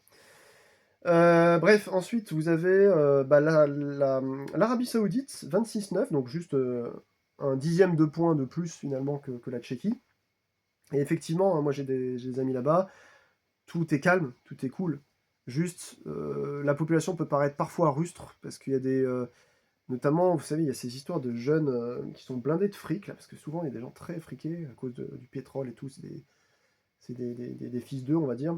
Ils s'amusent, ils jouent leur vie, en fait. Ils achètent des bolides et puis ils roulent n'importe comment à travers la route qui est disponible au public, ce qui crée des accidents terribles. Vous voyez, ça, c'est quoi? Ça va être pris comme des accidents? En fait, il y a plein de morts avec ces connards. Je parle pas des Saoudiens en eux-mêmes, je parle de ces gens qui font des bêtises. Littéralement, c'est une hécatombe, en fait. Donc là, c'est un des exemples que je voulais vous donner. Il y a effectivement, là-bas, tu voles pas, hein, parce que sinon, c'est paf, une main en moins. Et si c'est un trafic de drogue, alors carrément, c'est la décape. Hein. On te met par terre, dans une cour, et un coup de sabre sur la tête. Donc ça rigole zéro de chez zéro. C'est l'application un peu historique, si vous voulez, de l'époque des grands djihad, etc., de comment la charia était vue. Et c'est comme ça qu'en fait la famille Al Saoud a décidé de faire fonctionner son pays. C'est un pays qui est en plein dynamisme. Moi, mon pote qui travaille là-bas, il est dans l'industrie du divertissement. Donc il y a de plus en plus de festivals, des trucs comme ça. C'est un pays qui s'ouvre énormément à la culture, alors qu'il était fermé pendant très longtemps, quasiment même sa création, quoi, parce que c'est une ancienne colonie britannique, vous savez, hein, tout ce qui est Syrie jusque dans la péninsule arabe. Et le gâteau ayant été partagé, il y a eu des histoires, et donc c'est cette famille qui a récupéré en fait le pouvoir, et qui aussi contrôle tous les lieux de culte les plus emblématiques de la religion musulmane, notamment la religion musulmane sunnite, qui représente 92% des musulmans sur Terre. Et il y a des manières, des éducations qui sont très particulières, qui n'ont absolument rien à voir d'ailleurs avec la religion musulmane en elle-même, mais il n'y a pas des flics partout, si vous voyez ce que je veux dire. Et donc des fois, c'est pas que c'est des larcins, c'est pas que c'est des gens se font mal parler, il y a des filles qui se font reluquer, c'est particulier en fait comme ambiance. D'un côté, c'est super chaste, super pieux, super. Et de l'autre côté, en fait, vous avez le revers de la médaille. Je pense que c'est un pays qui se cherche encore, notamment sur la, sur sa politique en fait de répression et surtout, on va dire, d'éducation, on va dire, des masses. Voilà, c'est surtout ça en fait. C'est un exemple parmi d'autres, hein. Là, on en a vu d'autres. Et vous voyez déjà qu'on a là quasiment, à part le Yémen, on a toute la péninsule arabique. C'est hallucinant. C'est super stable. Et il y a la peine de mort aussi, donc, comme je vous l'ai dit, en Arabie Saoudite. Donc, d'ailleurs, c'est très très drôle. Et je vais finir juste après, on va finir avec le dernier, l'Autriche, donc capitale Vienne, 29,3, donc un petit peu 3,4 au-dessus de l'Arabie Saoudite au niveau des taux de criminalité. C'est vrai que c'est très très calme aussi l'Autriche, voilà. On aurait peut-être pu mettre aussi dedans, peut-être, je sais pas, la Lituanie, je sais pas, il faudrait que je regarde les chiffres en eux-mêmes. Et tout ce que j'ai entendu à chaque fois de l'Autriche, c'était que il se passe rien, quoi. Voilà, et pourtant, c'est un pays qui est relativement gros, entre guillemets. Vous voyez là-dedans, il y a des pays immenses comme la Chine. Il faut mentionner aussi deux mentions honorables que j'ai vues sur un autre tableau, je sais pas où j'ai dû fermer la page depuis tout à l'heure, qui est en fait Macao et, alors pas Guangzhou, mais Hong Kong, qui sont en fait des anciennes colonies britanniques qui étaient pas sous protectorat, comment on appelle ça, euh, sous le Commonwealth, et qui ont été rétrocédés en 97, je crois, ou 98 ou 2001, je sais plus, à la Chine. Il y a eu une grande fête pour ça. Et en fait, il y a toujours une culture légèrement différente, une culture sociale différente de celle de la Chine démocratique et populaire. Enfin bref, on pourra en parler des heures, il y a trop de trucs à dire. Et ils sont très très bien notés aussi, eux, ces deux villes-là particulièrement. Donc là, je voulais vous montrer un truc. À l'époque, je sais pas, je voyais des trucs où ils montraient une carte du monde en montrant que les défauts de... mais en fait, c'est toujours pareil. C'est en Occident, on va voir par rapport vis-à-vis de notre prisme occidental, on a envie de critiquer des choses. Et les gens qui sont en Orient, au Moyen-Orient, au Maghreb ou en Afrique noire, ils vont avoir un prisme qui est le leur, qui va être complètement en contre-indication avec le nôtre. Donc en fait, il n'y a pas de réalité, les amis, il y a juste des illusions. Tout le monde a son illusion d'être dans la posture qui lui convient. Et j'avais vu cette carte donc franco-française, ou je sais plus, en tout cas c'était un truc sur Wikipédia, mais qui était rédigé en français, et on voyait que c'était selon des paramètres. Il montrait en fait, vous savez, le monde musulman dessiné, donc tous les pays dessinés en sombre, et il les mettait en parallèle avec les pays où il y a de la privation de droits humains. D'accord. En fait, pour moi, la privation de droits humains, c'est surtout la privation de ne pas pouvoir vivre en bonne et due forme sa vie, et dans un pays trop criminogène. Et en fait, quand vous regardez ici sur cette carte, je vous montre juste un taux d'homicide. Les pays les plus sombres, c'est là où il y a le plus de problèmes. Alors je sais pas si, voilà, là on va peut-être mieux le voir. Donc on a effectivement en Afrique subsaharienne beaucoup de tâches, mais on a aussi quasiment l'intégralité du continent sud-américain, le Mexique et tout ce qui va être Honduras, etc. Donc ça va mieux depuis Salvador s'en est tiré, une grande partie des Caraïbes, et puis on a quand même un États-Unis très très sombre.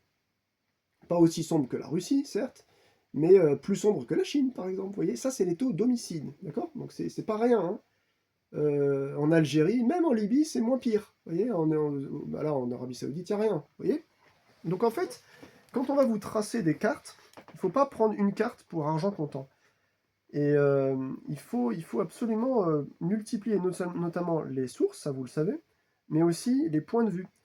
Parfois, il est bon de se connecter sur sur un réseau, un type, vous savez, comment on appelle ça, un VPN, et d'essayer de trouver des sources différentes de sites. Le mieux, c'est de contacter directement une personne de tel pays, pour qu'il puisse vous donner des liens que lui va connaître, ou elle va connaître, et voir ensuite les chiffres apportés justement par ce pays. Parce qu'en fait, c'est trop simple de ne voir. En fait, j'ai l'impression que nous, on est éduqués. Alors, ça doit être la même chose ailleurs. Hein. Je ne dis pas que la France a mal par rapport à ça. Hein. Tous les pays doivent être un peu jongler avec la même chose. Mais il faut qu'on s'éveille, qu'on s'élève de tout ça. Chacun nous montre que le prisme qui est celui de sa propre doxa est le meilleur. C'est la réalité. Bah non, dans ce cas-là, on n'avance pas. Hein. Vous voyez. Donc là, par exemple, sur les taux d'homicide, qui est un des crimes les pires, quoi, ben on a. Alors, qu'est-ce qu'ils disent? Sur 100 000 habitants, c'est des données UNODC, les plus récentes pour chaque pays. Donc c'est l'offre des Nations Unies contre la drogue et le crime, tout simplement. Office des Nations Unies contre la drogue et le crime. Donc bien entendu, à Papouasie-Nouvelle-Guinée, ça explose, Philippines, ça explose, Birmanie, ça explose, Cambodge, Vietnam, Laos, ça explose. Non, pas le Vietnam. Cambodge, Laos, Thaïlande, ça explose. Namibie, enfin toute l'Afrique subsaharienne hors Niger, ça va encore. La Libye, ça s'est calmé apparemment, hein, c'est un truc de fou. La Syrie, l'Irak, ça explose. Le Turkménistan, alors ça, j'y crois pas. Sincèrement, j'y crois pas. Je peux pas, je peux pas le croire. C'est comment il s'appelle le président c'est pas Tomayev, Tomayev c'est le Kazakh. Comment il s'appelle le président? Je vais aller voir. Mais il dirige le pays d'une main de fer, ça m'étonnerait vraiment qu'il y ait une grosse. Vous voyez, c'est Ashgabat, hein, la capitale. Ouais, c'est ça, Ashgabat. Président à vie maintenant, je pense. Comment il s'appelle? Ah, il a un bon nom lui aussi, Mohamedov ou un truc comme ça. Serdar Beladi Mohamedov, c'est ça. Ça. Il a la classe, hein, regardez. Lui, je peux vous assurer que c'est comme Ilan Aliyev en Azerbaïdjan. Hein. Ça déconne zéro. Souvent, j'ai quand même l'impression qu'il y a des données qui sont modélisées par des pays qui ne font pas partie de l'univers de ces pays-là. Vous savez que les civilisations fonctionnent par grands pôles d'intérêt. Et donc, du coup, qui s'amusent en fait à trafiquer les chiffres. Je vois que ça, hein, parce que c'est un pays qui est super stable. Alors, il y a un type de corruption, comme dans plein de pays, même en France, il y en a, donc on peut pas. Je mets tout le monde dans le même paquet, hein. Mais c'est stable, frontières stabilisées, pays propre sur le sol. Enfin, vous voyez, donc le crime, j'ai du mal à le croire quand même que au niveau des homicides, là, ce soit un truc qui soit. Bon, bref, vous irez voir les données. Alors, c'est intéressant de voir les données pour tel type de crime, etc. Mais le mieux, ça reste quand même de croiser les sources. Alors, sur la page Wikipédia là, de taux d'homicide volontaire, c'est-à-dire en fait les assassinats, hein, en l'occurrence, vous avez pour 100 000 habitants, là, des trucs beaucoup plus précis, par exemple Honduras, voilà, c'est vrai que c'est chaudard, hein. On est 35,8 pour 100 000 habitants, c'est-à-dire qu'il y a eu 3713 homicides en 2021. Donc vous avez des données, mais qui ne sont pas sur la même année. Parfois les pays c'est 2013, 2021, 2024, 2022, etc. Et en fait on descend comme ça, on descend au fur et à mesure. Voilà. Là par exemple, Salvador, ça s'est très très très fort calmé, il n'y a plus grand chose. Il y a des pays qui explosent, même si, comme je vous l'ai dit, même si le taux par 100 000 habitants est faible, il faut comparer par rapport à la taille du pays pour avoir le nombre. C'est ça le truc. Et dans les tout petits, tout en bas, tout petits les plus bas, on a, bon, on a Andorre. Andorre, il y a eu, Andorre, il y a eu. Alors c'était quand ça? Attendez, je regarde. Attendez que je ne trahisse pas la carte parce que j'ai l'impression qu'il y a deux tableaux qui se suivent. Ouais, il y a plutôt deux tableaux qui se suivent. Vatican, 0,0 homicide volontaire. Pas de m'étonne, heureusement. Nauru aussi. Monaco, 0,0.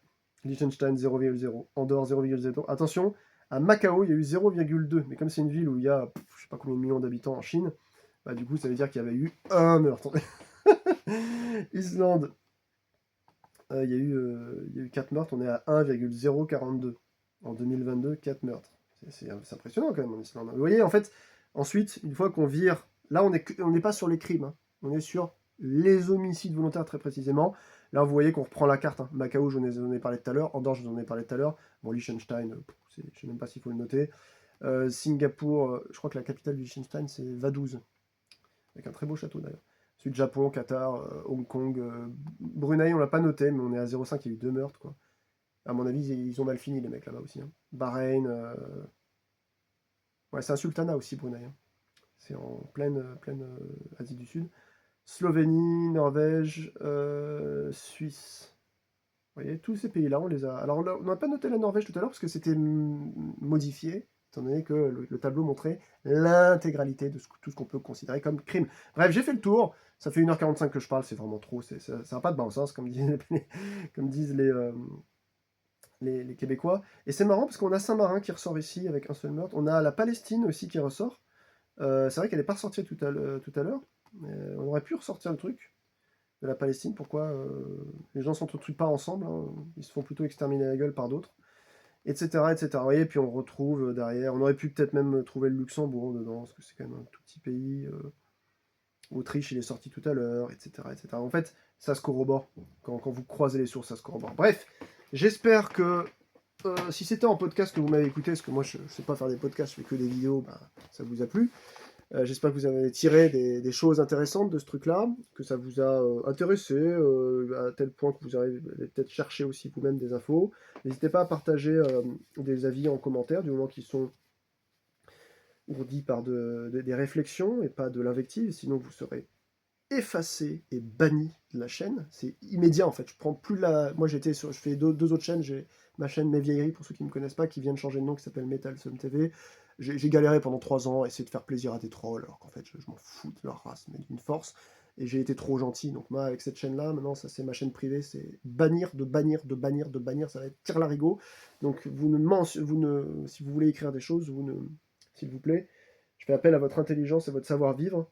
Vous ne lancez pas des critiques acerbes auprès d'une population ou d'une religion ou encore d'un pays ou d'une ethnie ou d'un système politique présupposé ou réel. Vous gardez de ça, vous partagez des informations dans un respect le plus grand. Sinon, votre commentaire, de toute façon, dès que je le vois, il disparaîtra, puis vous serez banni, donc vous parlerez tout seul ad vitam. Voilà. Je vous souhaite une très bonne fin de journée, portez-vous bien, chers amis, et à très vite. Ciao, ciao.